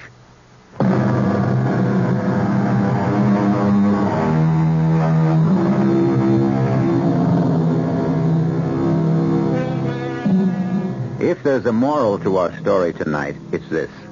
Suicide is not even a loser's game. It's no game at all. Because death is one commodity that nobody can cheat you out of. When your option comes due, you'll cash in. In the meantime, life has a lot of surprises in store. Don't ever sell it short. Our cast included Ann Shepard, Guy Sorrell, Court Benson, and Ken Harvey. The entire production was under the direction of Hyman Brown. Radio Mystery Theater was sponsored in part by Contact, the 12-hour cold capsule, and Uncle Ben's long grain and wild rice. This is E.G. Marshall inviting you to return to our Mystery Theater for another adventure in the macabre. Until next time, pleasant dreams.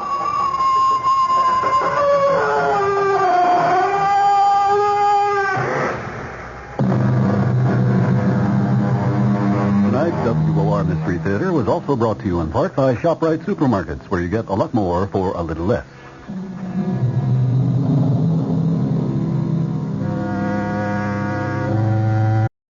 Send a self-addressed envelope to the same address, WFAA Communications Center, Dallas 75202. Until next week, news. Vote counting is proceeding slowly in Portugal, but the early trend is holding up, threatening to end the dominance of the Socialist Party. I'm Mike Stanley reporting on the CBS radio network. In the first early returns from the first election of the Democratic Parliament in Portugal in 50 years, there was a hint that a fresh political breeze might be blowing through the land. Further vote counting is only served to confirm that early inkling. About 30% of the votes now have been counted, and the rural backlash, taking votes from the ruling socialists and giving them to two right-of-center parties, points to no party establishing a clear-cut majority. The presumption is that the socialists, still getting more support than any other single party, though certainly not a majority, will be obliged to seek a coalition with another party in order to form the next government. President Francisco de Costa Gomes said Sunday night that political division embodies a threat of civil war. The big Democratic delegate winner in Minnesota is home state favorite Hubert Humphrey. He garnered 23 delegates to the Democratic National Convention in 5 Democratic farmer labor conventions. The senator made a whirlwind tour of the state to speak to the weekend conventions. He's reported to have won additional pledges from 3 of 5 uncommitted delegates who said they would back him if he declares his candidacy. Some sources close to Humphrey indicate if Jimmy Carter is blocked from winning in Pennsylvania, Humphrey most likely will make a move to get under the wire with an entry in the New Jersey primary. In the first half of Minnesota's Republican Party conventions, President Ford picked up 9 delegates, Ronald Reagan got 1, while 2 others were uncommitted. Minnesota Independent Republicans Chairman Chuck Slocum sees no divisiveness in the GOP contest. Ronald Reagan has already had a significant impact on issues, I think, focusing attention on national, international security issues, I think on the development of the platform, and I think as well on the selection of the running mate for President Ford if he is renominated. And I think those are justifications. The important one from my perspective is that Ronald Reagan's campaign has brought out people that heretofore have not been active in the party organization. And our charge, of course, is to see them constructively involved in campaigns, while maybe not at the national level, at campaigns at the local level in the states. Henry Jackson is in the last stages of a hard-fought Democratic primary contest in Pennsylvania against Jimmy Carter, Morris Udall, and George Wallace. But he's finding time to keep alive his running dispute with Vice President Rockefeller. He rapped Rockefeller for implying 2 Jackson staff members have past communist connections, but Rockefeller denied making any such charge. Speaking Sunday before a largely Jewish audience in Harrisburg, Jackson lashed out at Rockefeller's reported criticism of the senator's proposed amendment designed to permit Jews and other minorities to leave Russia more freely. I wonder about the coincidence of the vice president being against the Jackson Amendment on immigration. Well, I know that Chase Manhattan and the Rockefellers have pretty good connections with the Arab world in oil. And I'm not saying anything in particular, but I wonder sometimes about their stand on some of these issues. Senator Jackson. Actor Walter Matthau is listed in satisfactory condition after undergoing heart surgery. Doctors say they performed a bypass procedure on Matthau and described the operation as a success. It was elective rather than emergency surgery. The 52-year-old Matthau is reported in satisfactory condition at Daniel Freeman Hospital in Inglewood, California.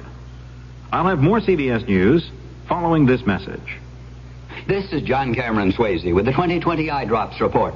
Item, consumers are demanding more of the products they purchase these days, especially health products. Among other things, they look for a solid guarantee. Item, 2020 eye drops are the only eye drops to guarantee complete satisfaction, or your money will be refunded by simply returning the bottle. And if that's news to you, this is John Cameron Swayze reminding you to read the label and try 2020 eye drops, the guaranteed solution. For more than 2 years now, people have been trying to get you to slow down to 55 miles an hour, down to the speed limit.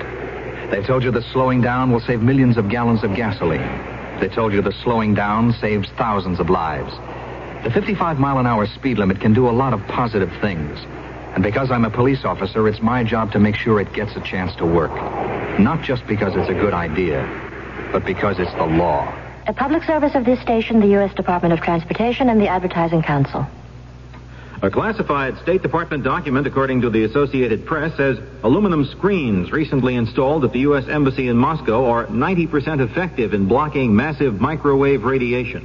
The document, prepared for presentation to embassy employees in closed briefings, reportedly omits any assumptions as to the reason for the microwave bombardment of the embassy by the Soviets.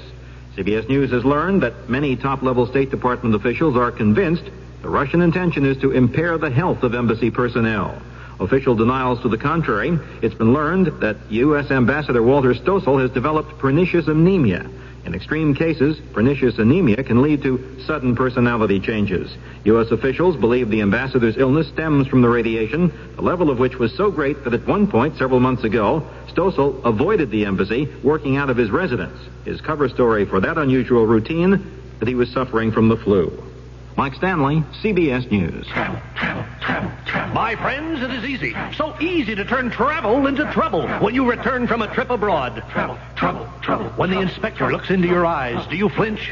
When he or she looks into your luggage, does the inspector say, aha? Trouble. Well, you got trouble. Because, my friends, certain foods, plants, and animal products are restricted or prohibited from entry into the U.S. of A. So avoid trouble. Travel. Before you travel to a foreign land, write for a free booklet, Traveler's Tips. And that starts with T, and it rhymes with P, and that stands for potted plants, which are prohibited. Write to Traveler's Tips, U.S. Department of Agriculture, Washington, D.C. 20250. You got it? Traveler's Tips, USDA, Washington, D.C. 20250. Ah, you got it. Got it.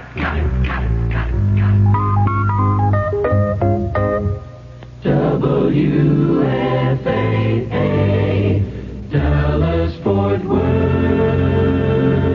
The CBS Radio Mystery Theater presents...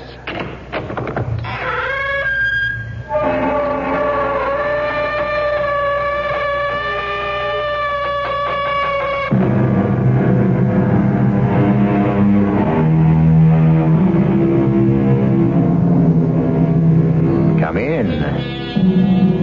Welcome. I'm E.G. Marshall.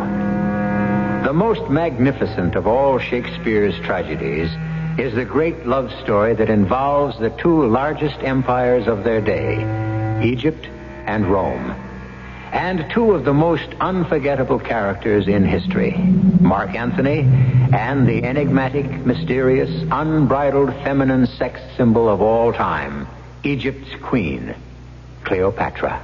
Antony, forgive my fearful sails.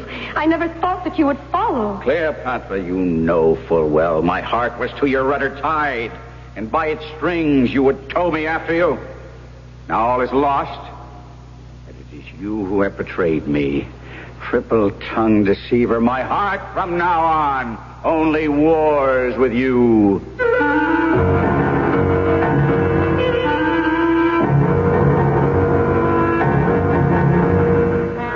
Our mystery drama, The Serpent of the Nile, was adapted from William Shakespeare's Antony and Cleopatra, especially for the Mystery Theater by Ian Martin, and stars Lois Nettleton and Kevin McCarthy.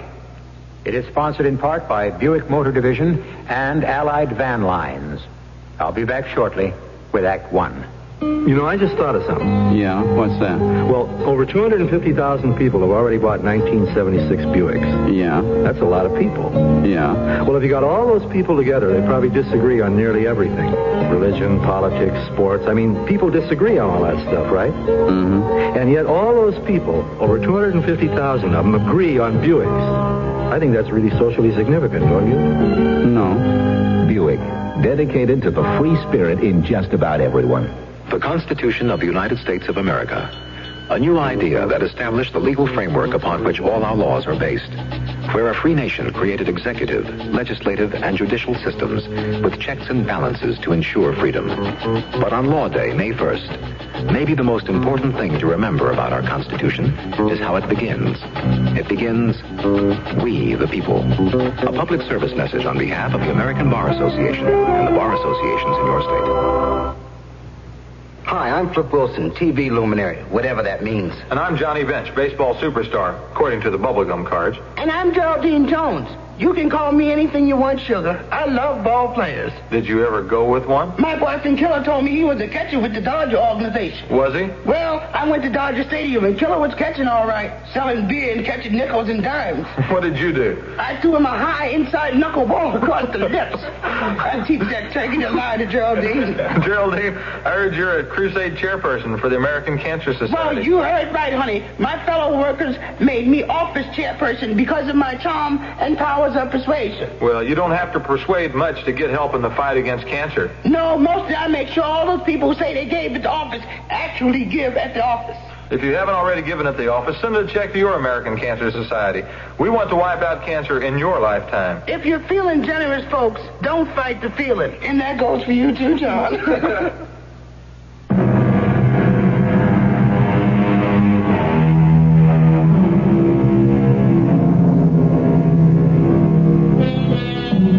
With the death of Julius Caesar, the Roman Empire was ruled by a triumvirate.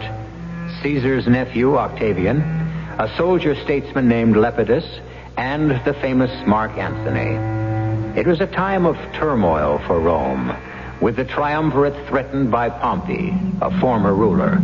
And it was at this climactic time that Antony, just as his hero Caesar some years earlier had, met and fell completely under the spell of the dusky, seductive, immortal queen of Egypt, Cleopatra. While the empire of Rome tottered, Mark Antony stayed on in Alexandria, bewitched, counting the world well lost for love. Well, Anthony, if it is love, tell me how much. Oh, it's a poor love that has to be counted coin by coin. I'll set a price on me. See if it adds up to that. Then you will have to dream on a treasure not yet found under heaven. What now, Enobarbus? News, my lord, from Rome. Not now. Or, if you must, the gist. No more. No, you must hear it all, Anthony. Perhaps your wife, Fulvia, is angry. Or that boy of 20 who shares your throne has issued some imperial command that you must needs obey. What's that, love? Maybe you are ordered home by him. Ordered? Octavian is a Caesar, and your blood is in homage bound to that last name. And you know when shrill-tongued Fulvia crooks her finger like a schoolboy, you blush and run to obey. The news... A moment. Now, hear me, Cleopatra. Let Rome fall and drown in the Tiber, and the empire tumble after.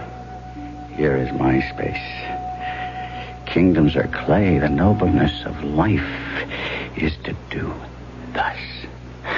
Come here. To hold each other thus. When two such as us have met, I bind my promise. I will stand against the world with you, not as Antony, but as us. Two hearts as one. Inseparable. Oh, what a lovely lie. No. Oh, come. Why did you marry Fulvia without loving her? You'll make me seem the fool I am not. Antony is Antony himself. But moved only by Cleopatra. Now, for the love of love in her soft hours, I have no time for state affairs. Later, Enobarbus. At your command, my lord. Come, my queen. Tonight, you and I shall wander through the streets together, mingling with the people as any two others, just you and I together, as if we were of them, and held no high estate. This was as you wanted it? If my beloved desires. But if that is what you wish, I need a little time to prepare myself. My Lord Antony. Enobarbus, what now, when I am preparing for the evening's revels? The news from Rome and home, which I have fed on. Well, then you digest it. Save it for tomorrow, for I fear it will not please me much. Yes and no. What does that mean? Neither of us knows, my lord, until you have the reports. Well, speak then. Wars and more wars. Your wife Fulvia's armies took the field against your brother Lucius. And? The war was broken off in friendly agreement. Well, what worse? There must be something to follow. My Lord Antony, your wife is dead. Fulvia? Yes. Fulvia? How? Where? When? What sickness? It is all set down in this missive. Let me see. Oh, God. I made it thus. In contempt, I put her from me with other pleasures beckoning now. As always, when something's lost, we wish it back again 100-fold. She's good now, being gone. Too late. And what other harms my idleness might hatch. All right, so be it. I must break off from my enchanting queen. It's time to be away. Why so, Mark Antony? Say Fulvia died for love of me. You being absent? Why, if so, then, good my lord, soldiers would kill all our women if to suffer our departure is their death. What? Under a compelling situation, let women die. But let them not die for nothing. Fulvia is beyond your help. Cleopatra, if you leave her, dies upon the instant. I have seen her die 100 times at only your displeasure. I wish to the gods I'd never seen her. Not only Fulvia's death, but Pompey has seized control of the sea. Octavian is no match for him, a beardless boy. And the public, fickle as always, inclines toward a winner. If I do hope to keep my place under the sun, I must away and do what needs be done.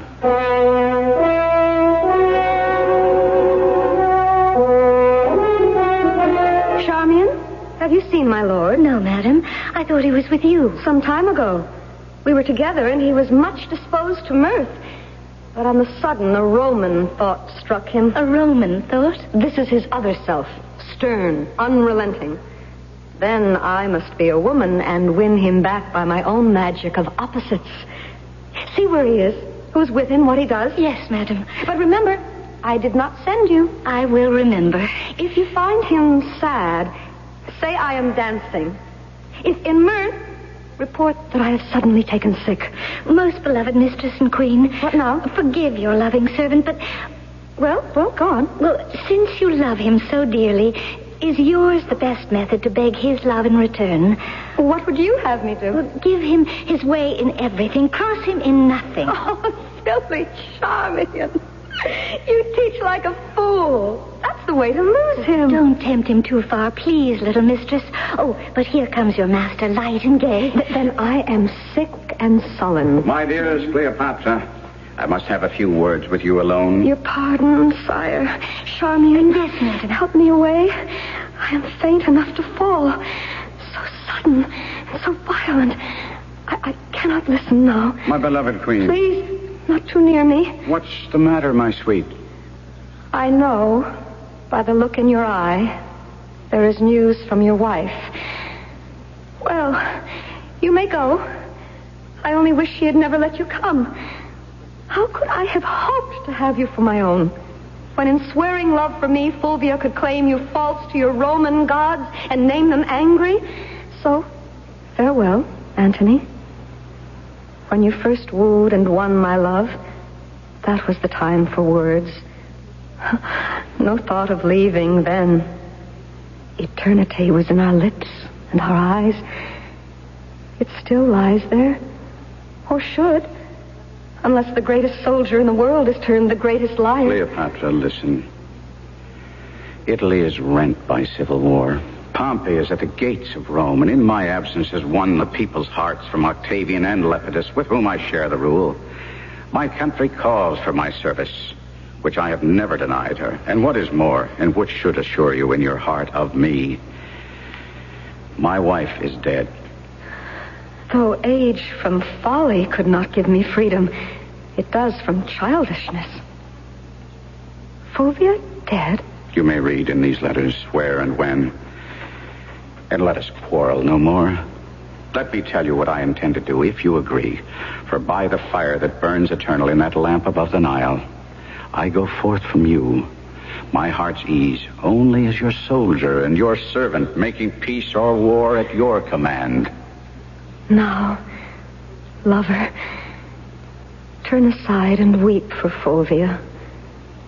Then say goodbye to me, and say the tears belong to Egypt.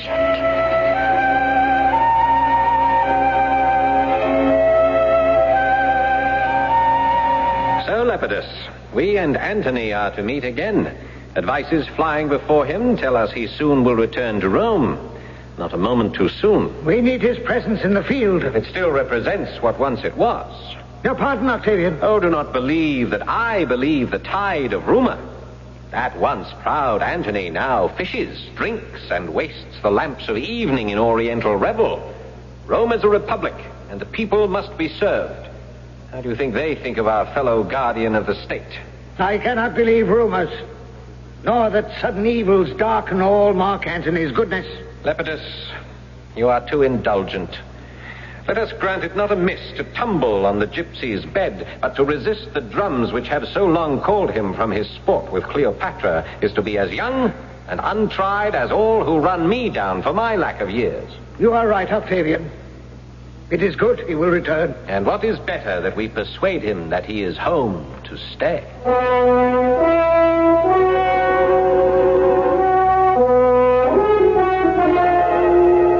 Charmian? Yes, mistress. Bring me a potion of mandragora or poppy. Why? So I can sleep away the whole gap of time while my Antony is away. You think of him too much. Oh, Charmian. Where do you think he is now? Standing or sitting? Walking or on his horse? Oh, happy horse to bear his weight. Or murmuring, where is my serpent of the Nile? His name for me. How goes it with my brave Mark Antony? What can I say? He is on the seas. His letters will come. So I shall hope. But now I swear, whoever is born on any day I fail to send my messages to my love will die a beggar. Did I, my Charmian, ever love my Caesar so? Brave Caesar, valiant Caesar. Be choked if you can speak of him so fondly. Say brave Antony, valiant Antony. Forgive me, I was just remembering. My salad days, when I was green in judgment, cold in blood. Get me ink and paper. Antony shall have each and every day a special letter, or I'll unpeople Egypt.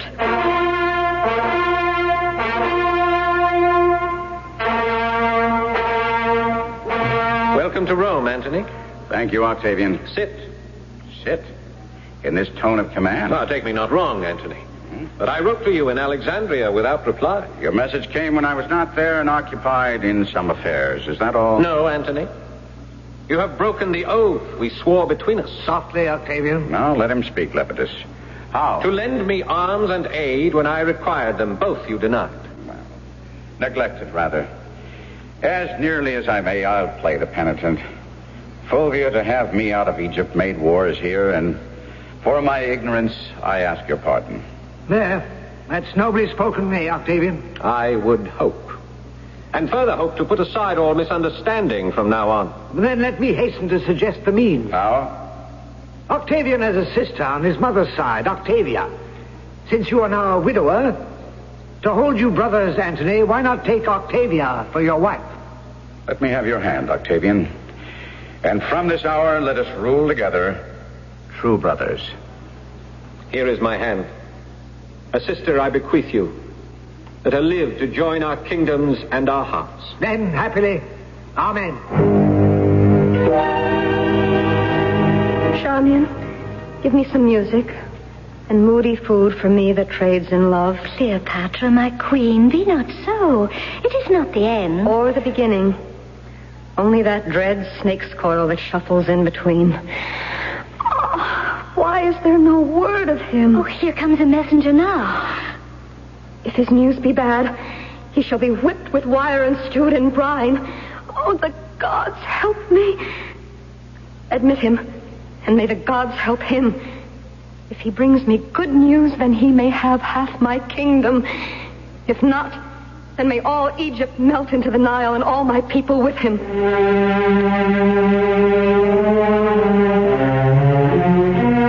A soldier and a conqueror who is a lamb within the arms of one woman. A woman who is a tiger burning bright, but melts before the presence of the man she loves.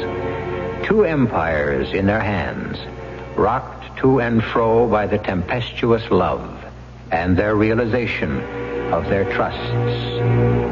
Where do they go from here? I shall return shortly with Act Two. Moving on with the Allied spirit, going to a brand new town. You're leaving the past miles behind you. With Allied band lines, you're homeward bound. Hello, tomorrow, I'm on my way. I know you're gonna bring a brighter day. I got the Allied spirit, and it feels like I'm going home. At Allied Van Lines, we take a special pride in our work. We treat every move as if it were our first, even though we move more families every year than anybody else. That's because we know there's a little bit of you and your family in everything we move. It's that kind of pride that's made us the world's #1 mover. We call it the Allied Spirit. And when it moves you, you know you're going home. Hello, tomorrow, I'm on my way. I know you're gonna bring a brighter day. I've got the Allied spirit, and it feels like I'm going home. Nightline, you're on the air. About the caller who talks to her plants? Yes. She should plant her garden at the library. Uh-huh. Learning Swahili will not help her grow an African violet. That's good advice. And the caller who's looking for a new job? Oh, yeah. She should go to the library for job information. The library? She should have never lost her old one. Well, I agree. You just don't take off work for Robert Redford's birthday. No. I mean, that isn't a national holiday. You're right. The library could have told her that. Absolutely. And finally, the caller who botched up his vacation? Oh, yes. Always plan a trip at the library first. That was a shame. I mean, he should have been suspicious of any travel ad that reads 8 days and only 4 nights. Oh, you're right, yes. You know, the library has some great news services for everyone, from general information and referral to concerts and puppet shows. Well, thank you for calling, Nightline. Now, I have a problem. Oh. You see, I'm at the library right now. At 3 a.m.? Well, they said it was closing time, but I started tracing my family tree, and I forgot to look at the clock. The library. Come see what's new, besides books. If there's a locksmith listening, I'd really Sure. appreciate We'll see what we can do. A public service message from the American Library Association.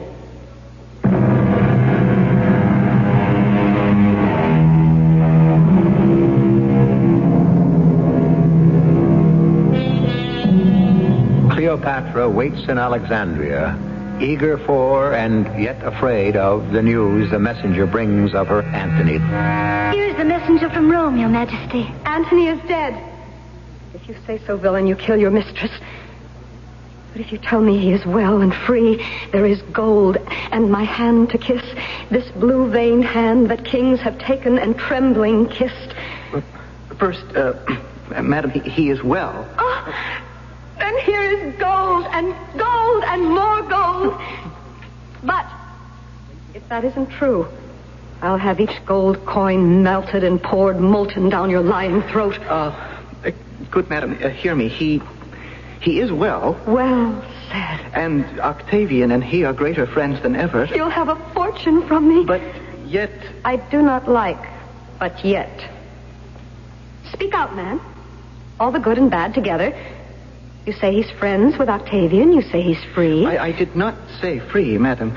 You said he was not a slave. Well, not slave to him, but to his sister, Octavia. How? What does that mean? It means that he is married to Octavia. May the pestilence strike you down as I do.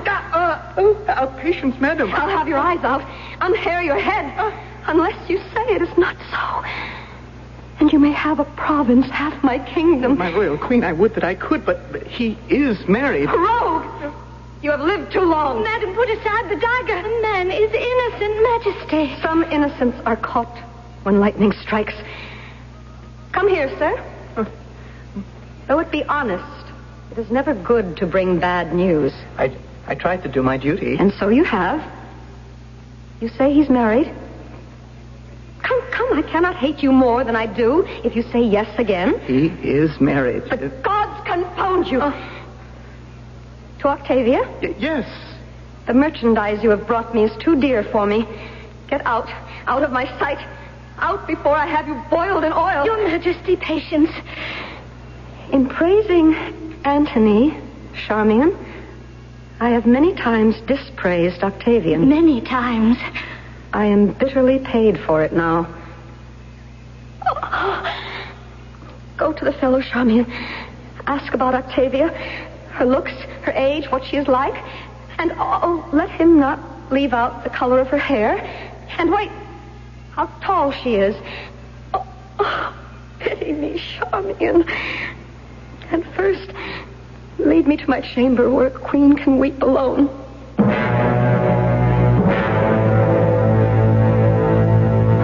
Hostage exchanged. Now we may talk before we fight. For Antony, Lepidus, and myself, brave Pompey, we will hope that words may serve us better than conflict. Too much of youth would perish if we came to battle. I cannot deny that truth. Then speak to us openly of how you treat our offers tendered to you. That I shall have Sicily and Sardinia, and in return will rid the sea of pirates and send certain measures of wheat to Rome. That's our offer. Does it not seem fair? I might have hesitated had not Antony returned, but now I'm disposed to take your offer. Then well met here. Let us have the agreements drawn up and signed so that I may feast you aboard my galleys. The feast should be mine. Oh, mark you, I shall yet enjoy your fine Egyptian cookery. I have heard that Julius grew fat with feasting there. You hear a good deal. I have my informants. And so have I. I trust your information is as sound as mine. Why, if it's gossip, my Lord Pompey, I'm your man. And allow my captain and his companions to withdraw and write the terms of the treaty. Good idea, Enobarbus. Well spoken. Antony, Lepidus, shall we go apart for this purpose? I know you now. How are you, soldier? Well? I hadn't thought of you as politician, Enobarbus.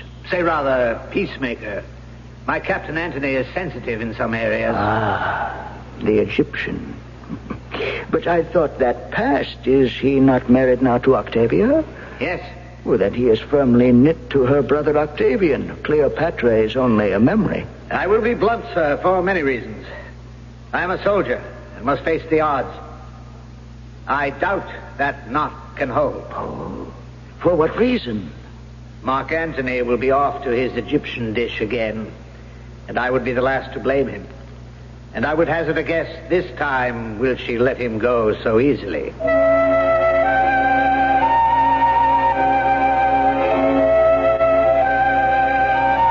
It's not only that, Octavia. Many things are excusable, and trifles do not anger me. But your brother, without consulting me, has opened war with Pompey, made his will and read it to the public, speaking in derogation of me. I've given him my best, and gotten in return nothing more than a smile that does not go behind the teeth. My lord, don't believe all rumors. For my sake, who stand between you, praying for you and loving you both. If you must believe, don't take it so to heart. Gentle Octavia, you may have to make a choice. If I lose my honor, I lose myself. But if you will be a go-between, then you must make it now. For I am making preparation for such a war as shall destroy your brother. No, give me this chance to reconcile you. Go to him if you will. And when you decide where the fault lies, make your choice. For I tell you, our faults can never be so equal that your love can equally move with them. You must choose your own company and go where your heart has a mind to.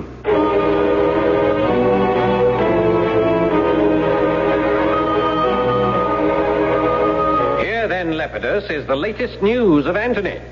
In Alexandria, where he has returned, he has had, in the marketplace, himself and Cleopatra enthroned in chairs of gold. In the public eye. In a common showplace. Let Rome be so informed. The people know it. The whole world, I think. Except my poor sister, who has just returned. Here she comes. Hail, brother. And my lord Lepidus. All hail, fair Octavia. That I should ever have to call you castaway. You have not called me so, nor have you cause. My good lord Mark Antony, hearing you prepared for war, told me, and I begged his pardon to return. Which I am sure he granted easily, since you stood between his lust and him. Do not be unfair to him, Octavian, till I make my plea. Unfair? Where is your good lord now? Why, in Athens? No, my sister. Cleopatra has crooked her finger again, and he has run back to her in Egypt. Oh, no. Not only that, dear madam, but he has raised an army from Libya, Thrace, Arabia, Mede, Laconia, and countless other kings to move against us. Oh, God, how wretched I am to have my heart torn in two between the ones I love the best. Your letters held us back till we were sure that you were wronged and ourselves in danger. You are abused beyond all belief. And to do you justice, the high gods will make of us their ministers. Welcome to Rome, madam. Every Roman heart welcomes you. Save only the adulterous Antony, on whom we'll have full revenge for you and the Republic.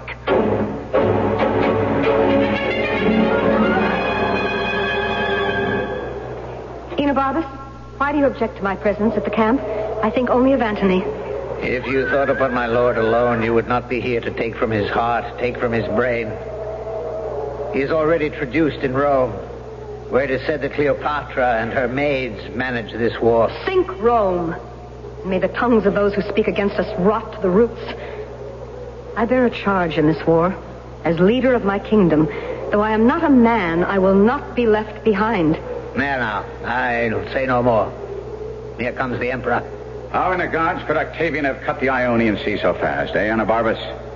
Have you heard of this, my sweet? Quickness is never more admired than by the negligent. A good rebuke, my love. So, I will take your advice and meet him by sea. Why? Because he dares us to it. So have you dared him to single combat. What does not suit his advantage, he shakes off, as you should. I have 60 ships to help by sea. But our ships are poorly manned by muleteers, reapers, anything we could impress for crews. We'll fight by sea. You throw away the advantage we have by land. Don't risk your battle-tested troops to rotten planks and foreign shells. We'll fight at sea, and then if we fail, we can do it by land.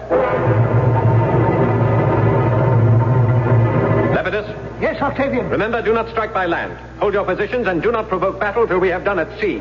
You know our plan. Our fortune lies upon this jump.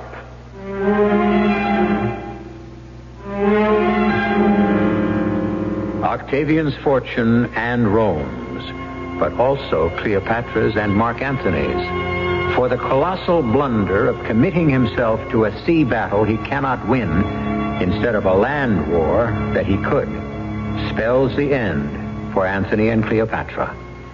I'll be back shortly with Act 3. If you went into a Buick dealer's between now and April 30th, do you know what would happen? Well, if you ordered one of 4 cars with a list of specially selected options, you'd get a vinyl top at no extra charge. Like that Skylark over in the corner.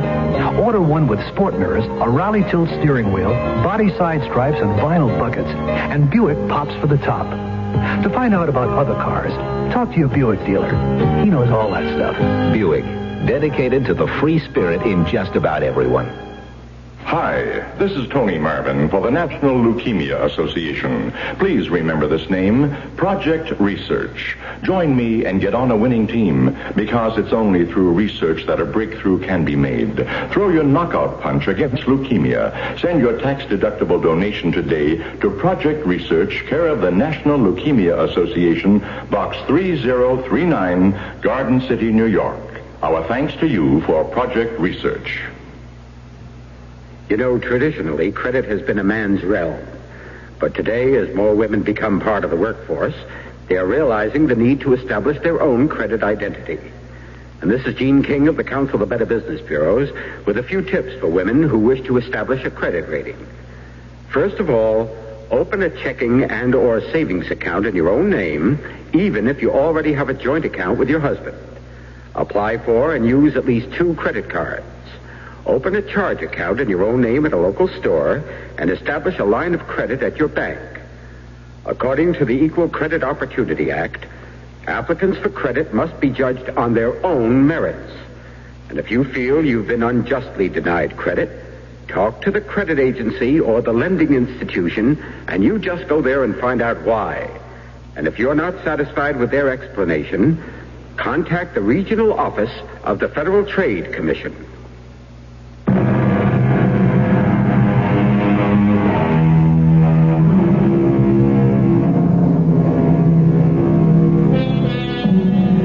From the shore, with the rear guard of the once great land army that Antony might have led in a triumphant march on Rome, Enobarbus watches in dismay as his worst fears are more than realized. For as the 2 great armadas meet in action, suddenly the Egyptian fleet turns in flight and abandons Antony and his pitifully few and overcrowded ships to the overwhelming might of the enemy. Oh, gods, I can look at it no longer. All 60 of the Egyptian ships turned rudder and in flight. What happened, messenger? Cleopatra, in the midst of the fight, before the tide of battle was yet known, had her admiral hoist her sails and take flight. I saw that. But the rest? When once the queen's ship turned, the others followed. Then Antony, like a doting mallard, claps on his sea wings to follow. Breaking off action at the height of battle, for shame. Manhood and honor violated. 6 kings and their legions are already left to yield to Octavian. As well they might. But I'll still follow the cause of wounded Antony, though reason sits with the wind against it. Sweet Antony, forgive my fearful sails. I little thought you would have followed. Egypt, you know full well my heart was to your rudder tied. and by its strings would you tow me after you. Now all is lost, and it is you who have betrayed me, sold me to this novice, triple-tongued deceiver. My heart from now on only wars with you, and when I am revenged upon your charm, then all is over.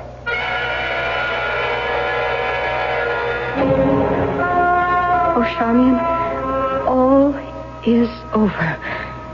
I have lost my love. Antony still lives. But Cleopatra does not. No longer in his heart. And in his shame and rage, his may be the hand that slays me rather than Octavian's conquering sword. For all is gone. My country, my hope, my love. Oh, help me. Charmian, help me. My lord would never do you hurt. And if he did, he never would forgive himself. I must flee, Charmian. But where? The tomb. The tomb. The monument and sepulchre that long ago was built to house you on your royal journey out of this world. Sad is the day that it must come so soon. You're right. I'll go to the monument this minute, where you will join me. But first, go to him and tell him I have slain myself. Say that the last word I spoke was Antony. I will, Your Majesty. And Charmian? Yes, my queen. Remember every word, so you can tell me how he takes my death.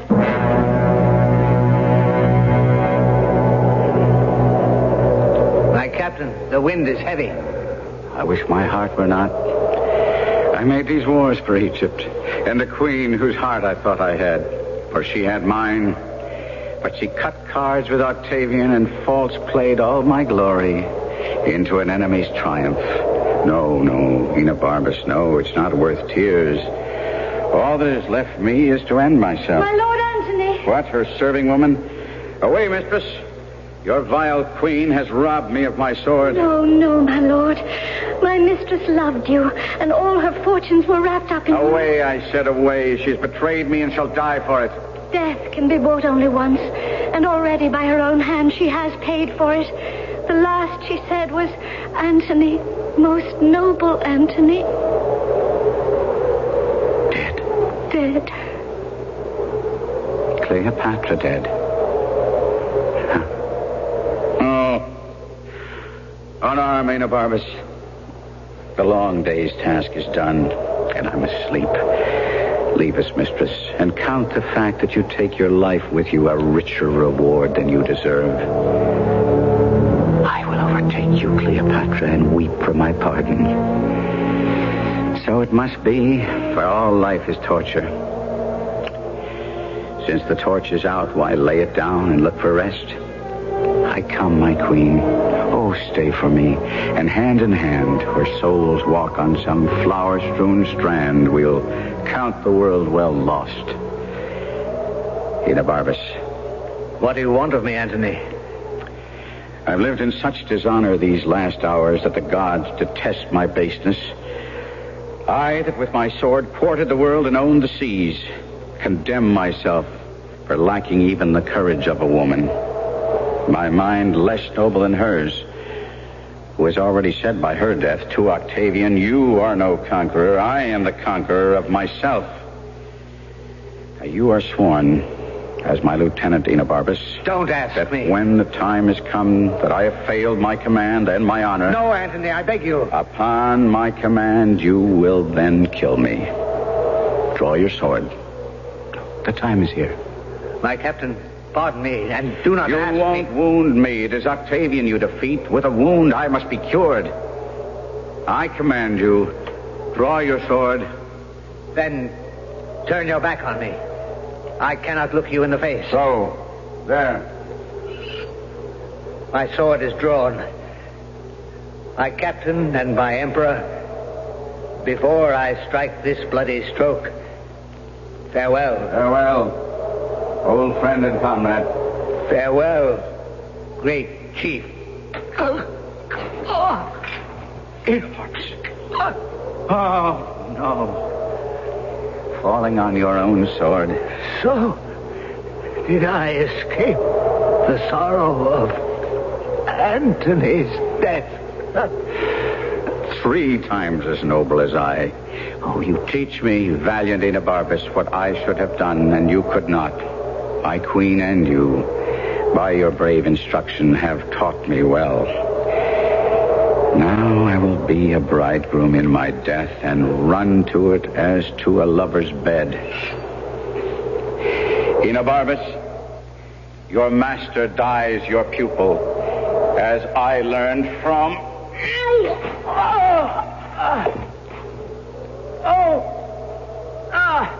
I have done the work ill. Guard! Oh! Lord Antony! What has happened? I pray you, make an end of what I have begun. What, my lord? Have you a sword?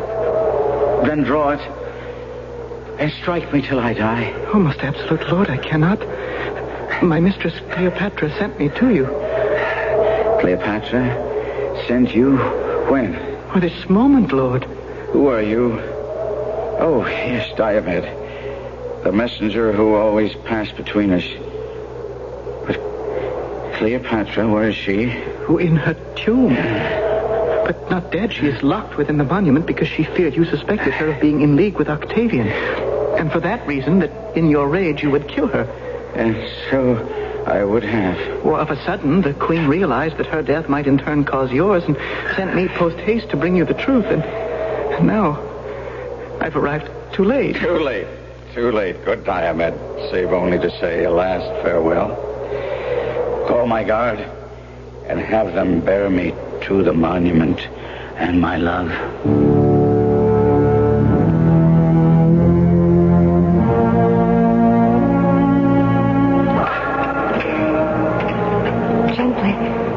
Gently put him down. Oh, Anthony. Peace, love. Now leave us. All. Save you, Charmian.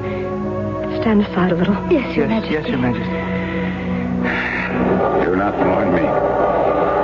It is not Octavian's valor that's defeated me, but Antony's which has triumphed over itself. And so it should be. That none but Antony should conquer Antony. I'm dying, Egypt. Dying. Only here I will hold off grim death a little while, till I can lay the last of 1,000 kisses on your lips. And welcome. Die where you have lived. If my lips only had the breath of life, I'd kiss and kiss and kiss again till I'd worn them out. Spare lament. Waste no sorrow at the miserable state in which I die. Remember me, and better fortune when I lived the greatest prince of the world, and that now I do not basely die. I am a Roman, by a Roman, valiantly vanquished. My spirit is going. I can no more, my queen. In your arms. I am dying. Egypt. Dying. Oh, noblest of men. How can you die? Have you no care or thought of me? How can I live in this dull world without your sun to make it bright? No. Oh, look. Charmian. The crown of the earth has melted. The garland of war is withered. And the soldier's sword is fallen. The lamp is spent. Royal it's Egypt. Out. Empress. Peace, girl. We'll bury him. And then I'll do what's brave and make death proud to take me too. His spirit is now cold. I have no friend but resolution and the briefest end.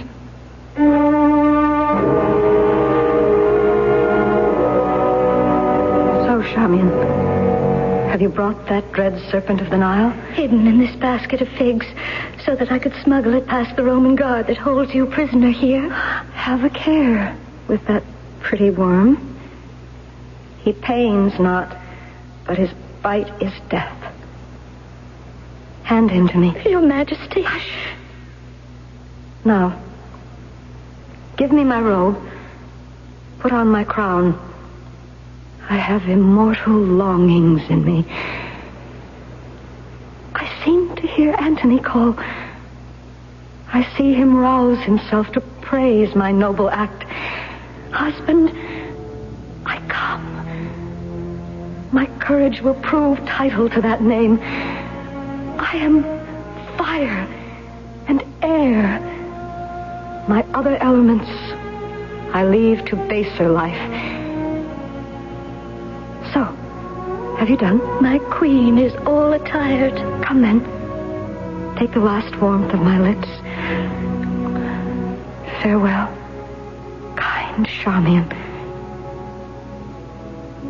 Now, be tender, asp. With your sharp fangs, this intricate knot of life, untie. Poor venomous fool. Be angry and be quick. Dissolve thick clouds and rain, that I may say the gods themselves are weeping. Hush. Hush.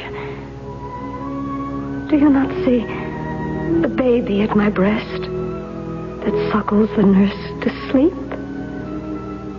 As sweet as balm, as soft as air, as gentle. Oh, Antony. Antony, I am come home.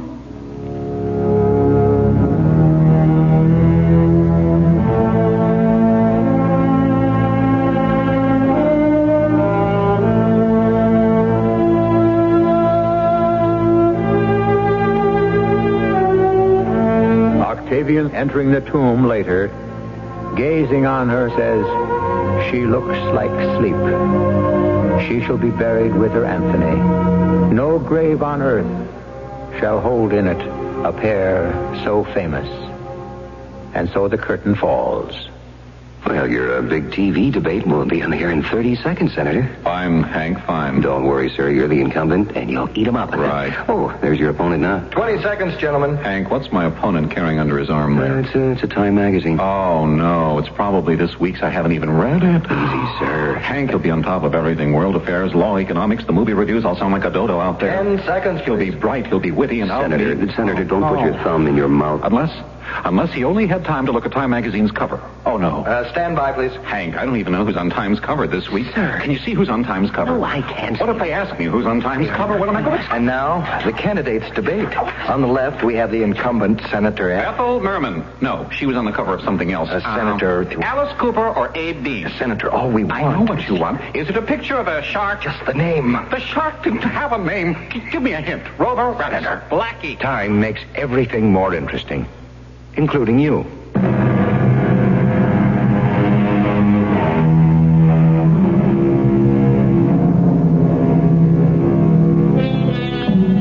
This completes our week's cycle of Shakespearean tragedies. I hope you've enjoyed them. He was a master storyteller as well as a great poet. William Shakespeare is someone entitled to the profoundest respect, but he also has the right to be listened to with understanding and enjoyment.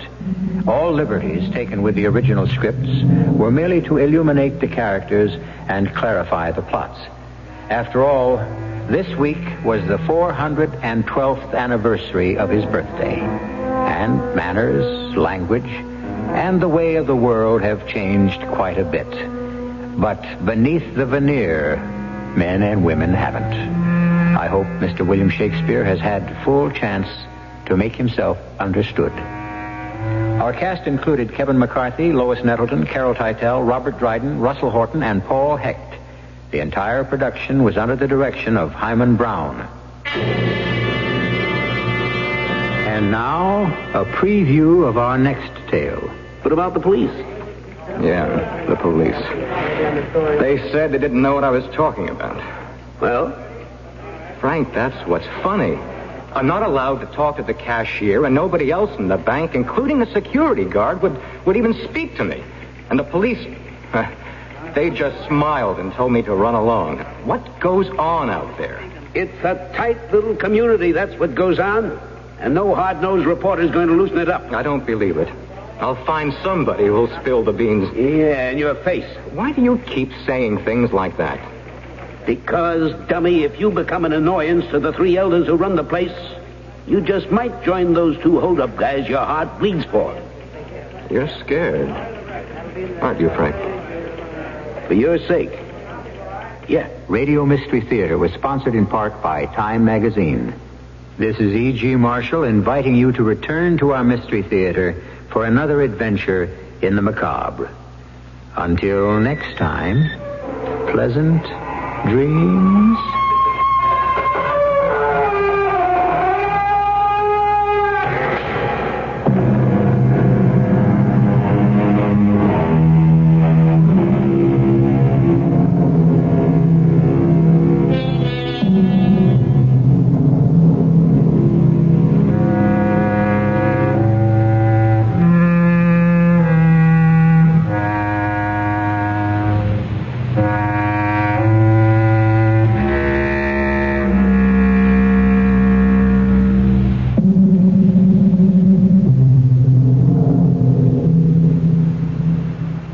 Baby, everybody's doing it. Doing what? Celebrating our country's bicentennial birthday, of course. What's that got to do with keeping your teeth clean? Plenty, that's what. We're celebrating the 200th year since we declared our independence as a nation. I hear you, man, but I don't track you. Well, figure it out yourself. One of the best ways to do this is to declare your independence from dental disease. I track you now, Sid. That's right. Dental disease can be a big pain, and who needs that? I'm Dr. John Tabak, president of the American Society of Dentistry for Children, and ASDC is asking children everywhere throughout this wonderful land of ours to say Happy Birthday, USA, by brushing and flossing the plaque from their teeth. Plaque can lead to dental disease, and a happy, healthy nation must be free from that, too.